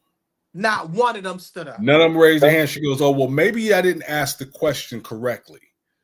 I'm going to ask again. How many of you in here would trade places with black people? She goes, now see, there's a problem. You won't trade places because you know what they're going through and you don't want to be treated that way. And so the fact that you are allowing others to be treated this way is the problem. Yeah. So obviously nothing's going to change. Right? Nope. It's not. It's not. Not going to change, Carl. Yeah. We can do this show until we got gray hair, walkers. We're coming here for canes. Oh, let me get my cane. Sit down, and we'll still be doing the same thing, man. Yeah, I hate to agree with Kevin, but I was very hopeful with things 20 years ago. Now in my 50s, I'm like, I look back in the fact that I'm having some of the same conversations about things that my dad was talking about, his dad was talking about. It's like, unless God comes down and just changes himself, because there's too many people benefit from racism. It's the ills of a capitalistic society. In capitalism, there has to be a servant class. There has to be a platform upon which everybody else stands. And that is, they've determined that is what they want us to be. But we don't go with the program. That's why they're always upset with us. We don't just, we're not Yassa bossing anymore. We like, no, we're not going to put up with that. So that's why there's always a problem with us, because we just won't get with the program and just shut up. They're not in control anymore. Yeah, shut up and take it. So, but yeah, I mean, like Kevin said, I think that until racism is their problem to fix. Yes. Because we did not start it. Racism is a white invention and it is a white problem to fix. That's the only thing they invented. Right. And won't take credit for it. And so I tell people, like good white people, the ones who I'm not racist, you don't have to tell me. Tell your cousins. Tell your brothers. Don't sit quiet when you hear these black jokes or when they call me a nigga when I walk out the room. You need to confront them. How far are you willing to go? It's like they say, everybody wants to be black until it's time to be black. Okay. So how much do you really want to end racism? That's it. Yeah. Well, there's not enough Jane Elliott's floating around. Or Gina's. And what's his other name? It's another man too that be fighting to it. What's his name? It's white guy. Tim something. Tim Wise. Tim Wise, right. Yes, Tim Wise is another one. He be fighting. He be fighting for black people. Yeah, well, before social media, we had John Brown. So I'm just saying, that was the original. Yeah, the original. Yeah, I'm just saying we have allies, which I think, of course, are outnumbered. And it's the sacrifice. You ready to make that sacrifice too? It comes with a price. It does. Comes with a price. Like John Brown was made an example, for example. So yeah, it comes with a price. I mean, Jane Elliott, for example, has lived a long life. She's like 90 or something like that. So she's up there. Yeah, she's up there, man. She's been unbothered and speaking out for a long time. But how much of an impact did she have is why nobody bothered her, because it only bothers you when your impact is really starting to make a change. Then you become a target, you know, until you are making the change like Dr. King or Malcolm, or just to name a few. There are many others, but that's when you become a target, and then you pay with the ultimate sacrifice. And nobody wants to make that sacrifice today. Right. You know, They life sure is too don't. good. Life is too good. Everybody's comfortable right now. You know, everybody's bitching from their houses. You know, And then you know, something that the guy said, people are too scared to be leaders because they murk all our leaders. You know, so exactly. you got to be moving in silence because they will shoot your ass. Remember, they do not want a Messiah like to be born, because that means unity with black people. That's going to mess up the whole game. Right. Well, that's why we gotta not ordain a leader, Right. a so-called black leader. We have to do it as a group, because As a once you get a community, so-called yes. black leader, they're gonna take them out. So, and that's why people, you know, you're not gonna get people to go so far. You know, I mean, you have your people that in the game fighting, but they're only gonna fight so hard because they, you know, once you start to get to the point where you're really making a change, then that does become a target on your back, you know, to a certain extent. Yeah. That's why they leaving watermelons at your door. You making a change, Cav. We making a change. Ain't no light-skinned guys deal with racism. When they sent that watermelon on your daggone stoop, I was like, fuck on. Wait. They sent a water. They left a watermelon in front of Cav's house. Come on, man. They've been watching the show. Nah, man. No, that's not true. That's not true. That's not true. I said, Cav, you done made it. You dark skinned now. Right. That's funny, Tim. All right. We were talking about things black people have to think about that white people don't have to think about. And I think this next video shows this sister who was just simply walking. You would think walking is a non-racial issue, right? Just we all walk every day, but this is the kind of stuff black people have to. Two white girls were just walking towards me and saw me and literally didn't move. They had options, left, right, separate. They just didn't move. So we're walking towards each other and I'm staring them in their face and they're just laughing and giggling, looking forward, laughing and giggling. So we're almost tit to tit. And I said, are you gonna move the fuck? And then they separated and I walked through and I heard them go, oh my God. Now imagine if all I could say was, oh my God. Fucking ingrates. Did she say tit to tit? Yeah. That's what I thought. I've never heard that before. Tit to tit. No, they walking. I mean, I was telling a friend of mine that I've been in spaces where I am working and I'm walking, and this has happened so many times because when it first started happening, I'm like, no, I must be hallucinating. It must not be. But when I'm walking with white men, if I'm walking ahead of them, they make sure they catch up with me and they're a couple steps ahead of me. Like they never want to be a couple steps behind or one step behind or next to me. They always want to make walking ahead of me. Every time. Hey, Carl, I had that same thing at a grocery store. Walking into a grocery store today, next to a white lady, and I walk pretty fast, and I have long legs. And this lady here, yeah. So what you're saying is exactly true, man. It's so funny you just said that because I experienced the same thing today, man, with a white lady.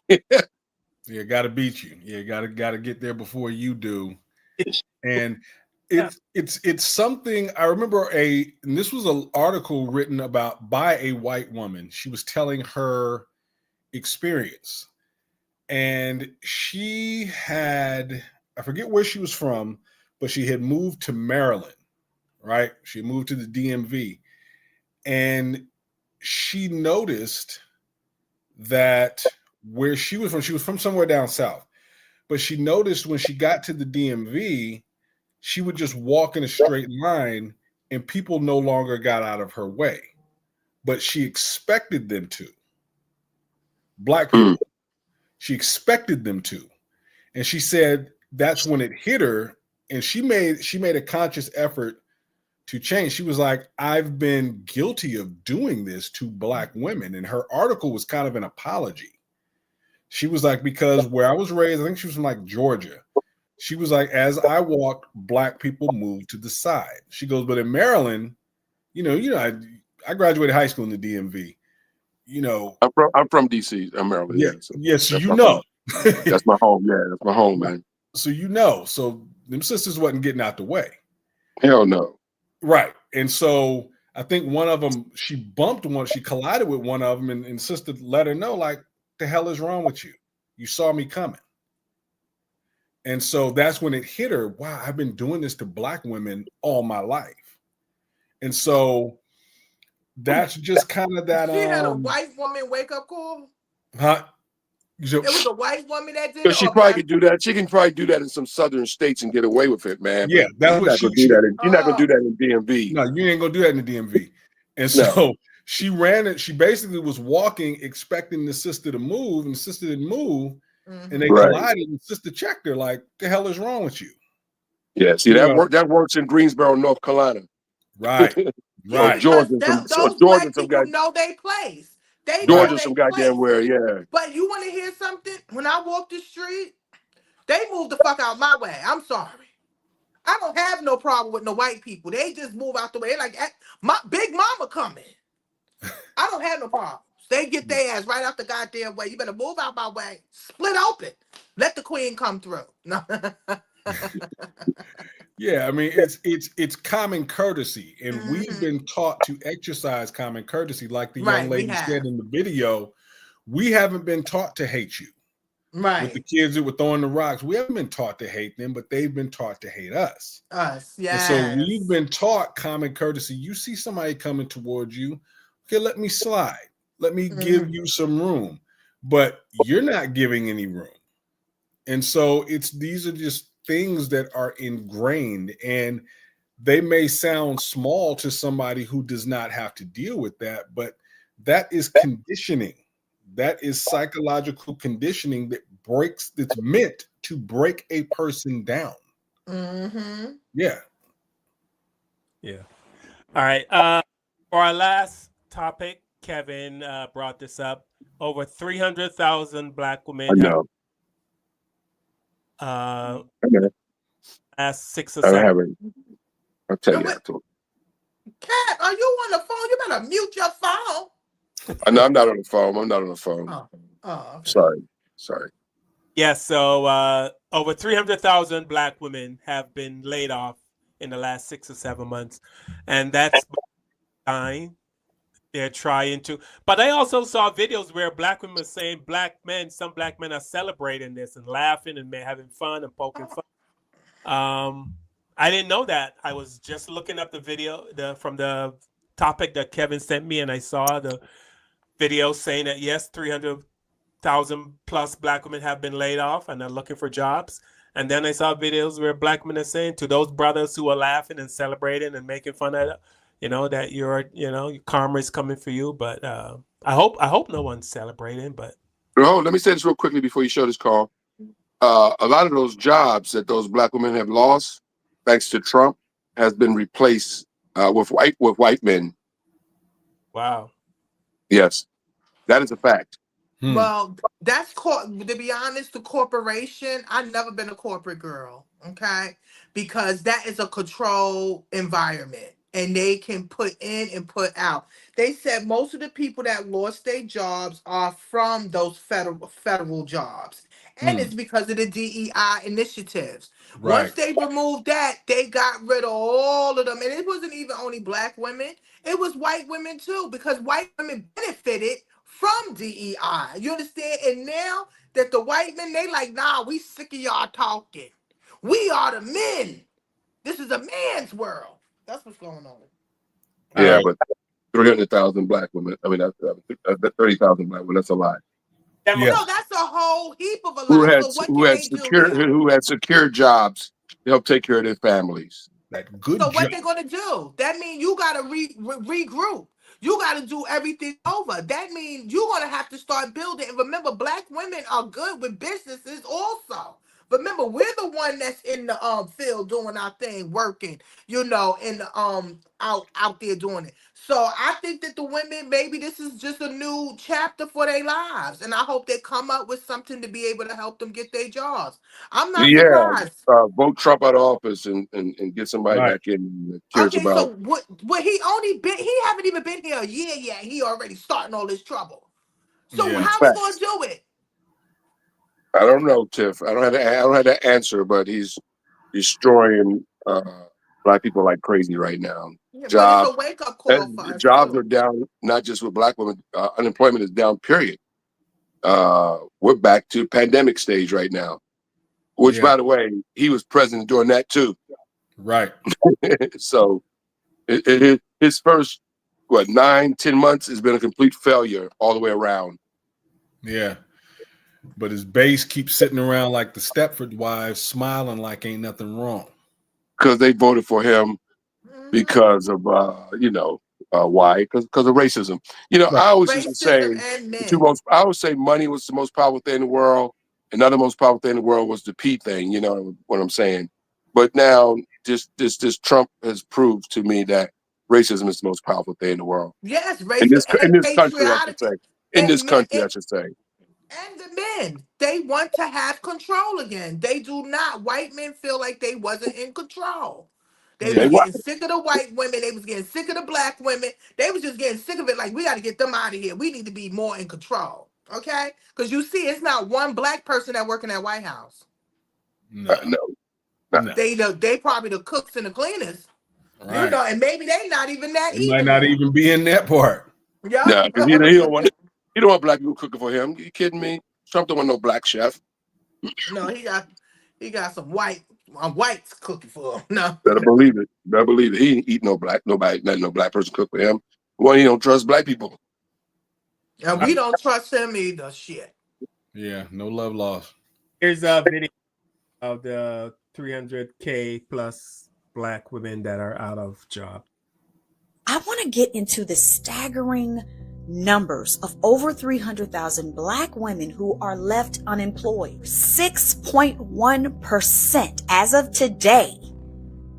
In comparison to their white counterparts or any other demographic or nationality, black women are losing their jobs at a skyrocketing rate. This is astounding.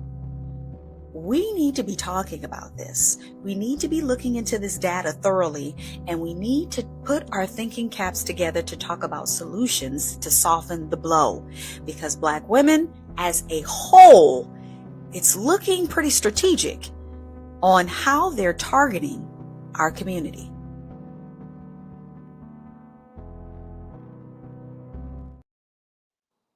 What if I told you over 300,000 black women have been pushed out of the workforce in just 3 months? The numbers don't lie. Black women are facing the highest job losses of any demographic group, while the media talks about a strong job market. Project 2025 and its DEI rollbacks aren't just policy changes. They're erasing black women from corporate America in real time. Companies like Target and Amazon are dismantling diversity programs and eliminating DEI-focused hiring practices. When DEI programs disappear, so do mentorship opportunities and leadership development tracks that helped level the playing field. While they call it ending radical programs, we call it what it is: pushing black women out of the American dream one job at a time. Follow for more black women doing amazing things. I had a black dude who was celebrating that those black women lost their jobs. Talking about, oh, now all y'all 300,000. I said, okay. I said, do you understand the money that took out of black neighborhoods? Do you know how many of them black women probably head of their households? Or how many of them black women who was married and 50% of their money paid for everything that was in that household? I said, so why are you celebrating? You better understand the way they're trying to purposely decimate us. This whole thing with Trump and a lot of them, it's about messing our black money. I don't care how you want to play it. I said, when he got an NIL, that's what my homeboy called me. He said, you right. Because why are you in NIL? Majority of athletes is getting paid on what color? Black. There you go. So why you bothering with the NIL? The whole setup, you find all them government employees because that's the highest rate of government. Black people is employed by the government. You around here coming after all the DIs. Now you got what the colleges saying they can't even recruit doggone and for DI initiatives or certain HBCU colleges. The whole thing is to mess about money because, like he said, the Mexicans were taking black people jobs, right? You think that was just something his slick self was saying? He trying to have us out here picking tomatoes and cotton. But I am my ancestors. I'll burn that whole farm down first. Facts. So let's talk about black men celebrating over 300,000 black women losing their jobs. This isn't just sad, it's sick. That's the type of energy you get from men who know they can't compete with women who have drive, vision, and ambition. You're not kings. You're vultures circling the community, hoping our setback will finally make you feel big. You're not clapping because you won. You're clapping because you finally think we lost. But here's the real reason. Black women's wins expose how stagnant, scared, and insecure you really are. You'd rather see us knocked down than step up yourself. You want to talk about community and leadership, but you dance at the downfall of the same women who carry the weight for everybody, including you. You call it balance being restored. I call it proof you're allergic to progress. You're not leaders, you're spectators, jealous, bitter, and loud about it. Keep celebrating. The world sees who you are. Men so threatened by black women's power that you'd rather see us out of work than out in front. Your legacy isn't strength. It's cowardice, performed in public, commented in bold, and destined to die unnoticed, just like the respect you'll never have. Those men they're talking about got to be MAGA men. Because could be. Well, could be. I think. I'm sorry. I hope I ain't interrupted, Carl. No, go ahead. Yeah, I've seen that whole black men versus black women dynamic in younger generations. I've seen that not so much in, I'm 52. I haven't seen that amongst us, like our age group, but these younger guys, yeah, there's definitely this kind of strife between these black men and black women in these younger generations. And so I could definitely see them doing that. But look, black woman is hurt, you're hurt. Yeah. That's you. Yeah, just, whether you know it or not. Give you a prize. Yeah. Black woman gets hurt, you're hurt. Yeah. But and I noticed that seems to be a thing in our black community. Like comedians going after black comedians, the black actors, black rappers going after black rappers. You know what I mean? Do you see that in any group? You don't see, like, how often do you see like white actors talking shit about other white actors or white, comedians talking shit about other white comedians? Yeah, it's very seldom. It's always us going after each other. It's I don't have an end. I mean, I don't know if that's the really full effect. Get the black people. That's how you keep them in check. But we seem to be the only group that are always going after each other. No, because we wasn't taught. Remember, okay, you won't remember. You won't know. But remember what happened to us as people here. We were separated from our own family members, our loved ones. We was abused mentally, physically, and verbally. It's a lot. And that's generational. You understand? And then come into the late 60s and the 70s, we have in welfare where it's removing the men from the home. So it's just a whole lot piled up. That's why I said we need mental health sometimes. We need to talk. We need to communicate because a lot of this stuff affects us today and how we deal with others and situations. I'm not surprised that none of these things. Not at all. Right. All right. We're gonna wrap it up, and I want to thank all of you for watching. Thank Instagram. Thanks to those of you on Facebook and YouTube. Thank you guys so much for watching. Please like, share. Please like. I don't understand. People watch, but they don't hit the like. Tiffany, what do you think? Why is that? Ask your sister. Because you're not paying them to like it. Now, You're not. I mean, I bet you said we give you 10 cents, $1 for you to like it. I bet you everybody ding, ding, ding, waiting for their cash app and stuff. But yes, that's all we want. We want you to like, subscribe, like. and that puts us in the algorithm.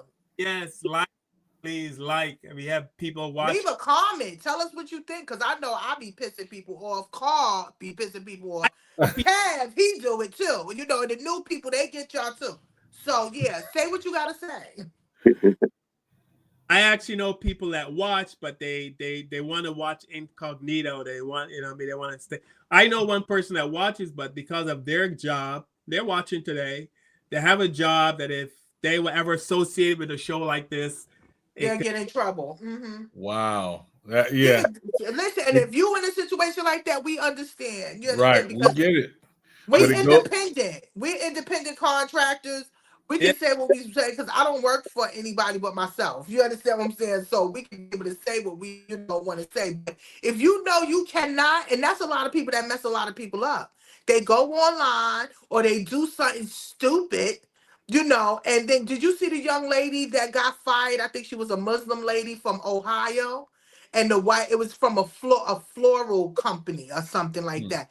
They were screaming out, "Watch out, she steals. Watch out. She's going to steal something." And the girl said, "I never stole anything in my life." You know when they said they fired her? Because they said she was lazy. Are you serious? But what happened? It went on social media. And what happened? Everybody was on the Google, the Yelp, and everything, giving them 1 star, 0 stars, or whatever. So you got to be careful on what you say and how you say it and how you treat others, because we live in a social media world. Everything will come out and you'll get your whole business, your whole life shut down for at least about a month to 6 months. Yeah. It's Listen, one more thing, Carl. Go ahead. Scooby D2 has been on fire today, huh? We from Ireland? Yeah. What's he saying? What's Scooby? He said something to me about, because I mentioned Louis Vuitton, Moet, and all of them. He said, "You talking about a lot of French designers. First of all, they own a lot of companies. Look them up. It's called Louis Vuitton, Moet, and something else. And something else. They own a lot of businesses. That don't mean I like them. I'm just telling you, they own a lot of Black businesses. They have their hands in a lot of stuff. Yes, they do. That's just plain facts. That don't mean I want to be over there in French eating tarts. I'm just keeping it real. Okay? But he's been going in. That's funny. I've been seeing Scooby's comments. So once again, thank you for joining us. We will be here next Sunday, 7 p.m. We're here every Sunday, 7 p.m., keeping it real. I want to thank our special guest, Mr. Brian Simpson. Thank you so much for stopping by. And Brian, we always ask if there's anything you learned or that before we end the show, or you can tell us where to get your book. We'll let you go first.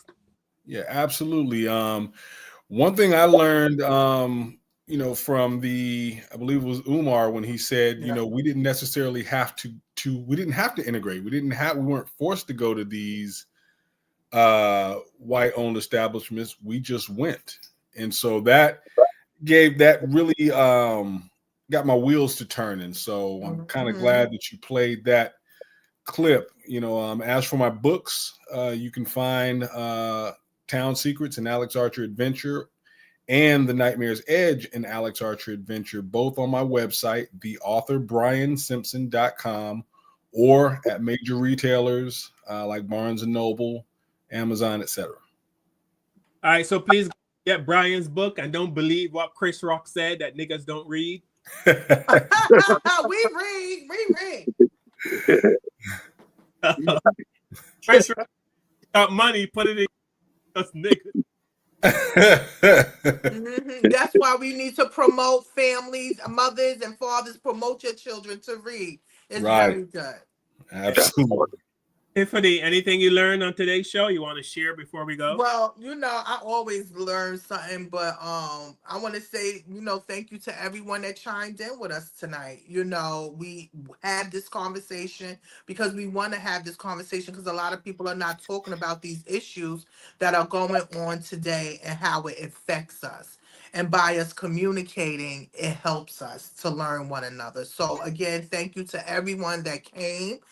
Thank you to our co-hosts, Cav and Carl. I love you.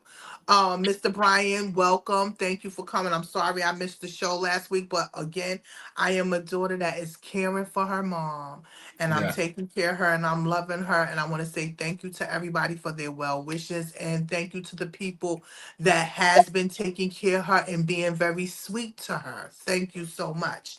Again, y'all know what to do. Like and subscribe, and let us know what you think. And blessings to my friends and family.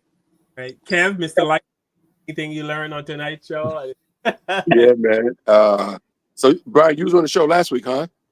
Yes, or the week before. Okay, I wasn't on that show, right, Carl? I was out performing that week. Was I on the road? I was on the road, I guess. Yeah. So I miss you, man. Yeah, I don't think I was on that show, right? Yeah. Yeah. Yeah, you was on a trip. Yeah, I was on the trip. So pleasure meeting you, man, and having you on the show. It was awesome listening to your knowledge and everything. And yeah, Tiff, last week I was out performing for the white man. So I get them white dollars. What In the part of white North dollars. Carolina were you in? I was at Harris Casino, man, in Cherokee. Yeah, yeah. Are you familiar? Yeah, that's yeah. I was performing at Harris Casino. Got you. Yeah, I lived in the Raleigh-Durham area. Okay, yeah, I work in that area too, man. I play Charlie Goodnights down there, and a few other comedy clubs around that neck of the woods. I'm all over North Carolina, man. You ever come out to the Bay Area? Charlotte. I'll It's be, a comedy whore. yeah, Charlotte. I'm all over the place. I'll be in Florida in a few weeks, actually, man. Down in Vero Beach. Okay, yeah, I know Yeah, where man, that is. so- You ever make it out to California? I haven't been out there in a while, man. But I lived in LA for a while, so I lived in LA for 4 years, man. So I was, always out there. I played Vegas. I was in Vegas with Wanda Sykes, former Wanda Sykes, so in Las Vegas. So I get out to the West Coast every once in a while, man. Not as much as I, work on the East Coast, man. But yeah, when I was a kid, man, my dad. That was a long time ago when I was a kid. My dad lived in Richmond, so we spent a lot of time in Richmond in Berkeley area. Yeah, up When there, I was a kid, man. deep in the Bay. Yeah. Yeah, man. So, and my stepmom used to go to church. We used to go to church she used to go to church like 3 times a week, man, over in San Francisco, man. Yeah. So we used to go across the Old Bay Bridge over there to San Francisco, man. Yeah, to the church back there, man. So yeah, I'm familiar with the Bay Area, man. I But yeah, can look you up on, my bad. no, I was just saying, yeah, definitely, man. Look me up, man. Yeah. So look, Carl, I learned that that I have privilege for being a light-skinned brother. I mean, me and Elder Barge got it going on, baby. Yes, you do. Thank you. I'm glad you compared yourself to Elder Barge. Thank you. About time. Any other light-skinned brother? I couldn't think of no others at the moment, man. So, yeah. No, it was a good show, Carl. I'm glad to be back. Glad to have you back, man. All right, I want to thank everyone, again, for joining us. Please like, share, subscribe to the show, and it helps the algorithm. And Tiffany, I love you. Say hi to your mom. Tell her that we are wishing her the best. Thank you. Brother. Brian, love you too, brother. Stay strong. Much love. And Catch you next time, man. Thank you for being on the show. Hey, I appreciate you guys for having me. I told Carl, if you guys need me, give me a holler. Yes. Appreciate that, man. Really appreciate that. I'm going to end the show with a video that was sent to me by Kevin's other half, Patricia, which was very interesting. It's the top 5 influential cultures in America. Do you know what the top 5 influential cultures are? Can you guess, Tiffany? Do you know what culture has the most influence in America? Is one of the answers Black Americans? There's 5 but they're in order. So there's one that's number 5, and then one that's number 1. I think number 1 is Black Americans. So And the bottom one could be maybe Africa or something. Well, here, if I remember correctly, it's India, Japan, China, Black America. I think there's one more, but there was India, Japan, or Chinese, Japan, Black America. I think that's the 5. But, so you number 1. Think Black America most Yeah, I think Black Americans is number 1. Yeah, I think so too. All right. You want to weigh in? It's not fair for me to weigh in. Because you already... Yeah. For real.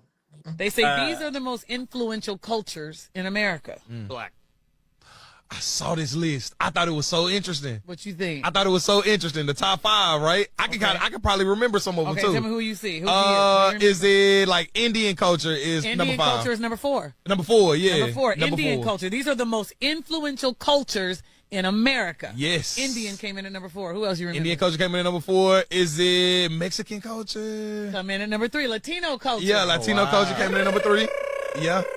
Latino culture. Okay. Oh, I know this other one. Okay. Japanese. Japanese. I couldn't believe that. Japanese culture. Guess what? Japanese. Yeah, Japanese is the number 2 culture in America. That's K-pop is so wild. big And right I didn't think that. I thought Latino culture. Yeah, but think about it though. We Japanese culture, they have meditation, they have teas, yoga, all they're that in type of hip hop. They're in K-pop now. They got their own pop lane and everything. Here's what they're saying. They're saying Japanese culture, sushi, ramen, anime, video games, Nintendo, PlayStation, minimalist design, martial arts, and meditation is of the culture, the Japanese culture that they say that is influential in America. Minimalist, like they don't have too much stuff. Can we pop our collar real quick though? Let's pop it because I'm getting ready to tell you the number 1, Yeah, the go most ahead. influential culture in America Speak on it. is the African American culture. Yes, Lord. It is number 1. Guess what Yes, they Lord. said? Hip hop and R&B music, slang, language, surprised? the language influence, streetwear, hairstyles, soul food, Swag. dominance in sports, entertainment,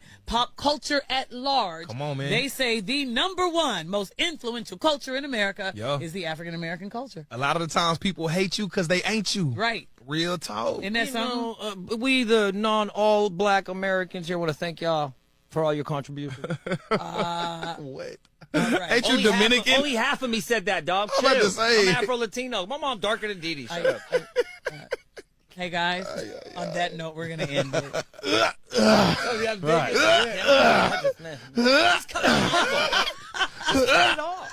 Let me know when you through digging so I can kick him in that motherfucker. You wasn't even that Dig bad. yourself a hole, man. All the time. And we just let him. We just let him. Yes. All right, bro. y'all. It's Didi in the morning.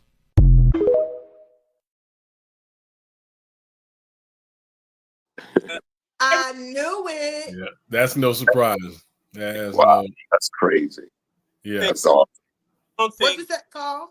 I'm saying I don't think Black America realize how much influence they have over the. I don't know if do you guys realize how influential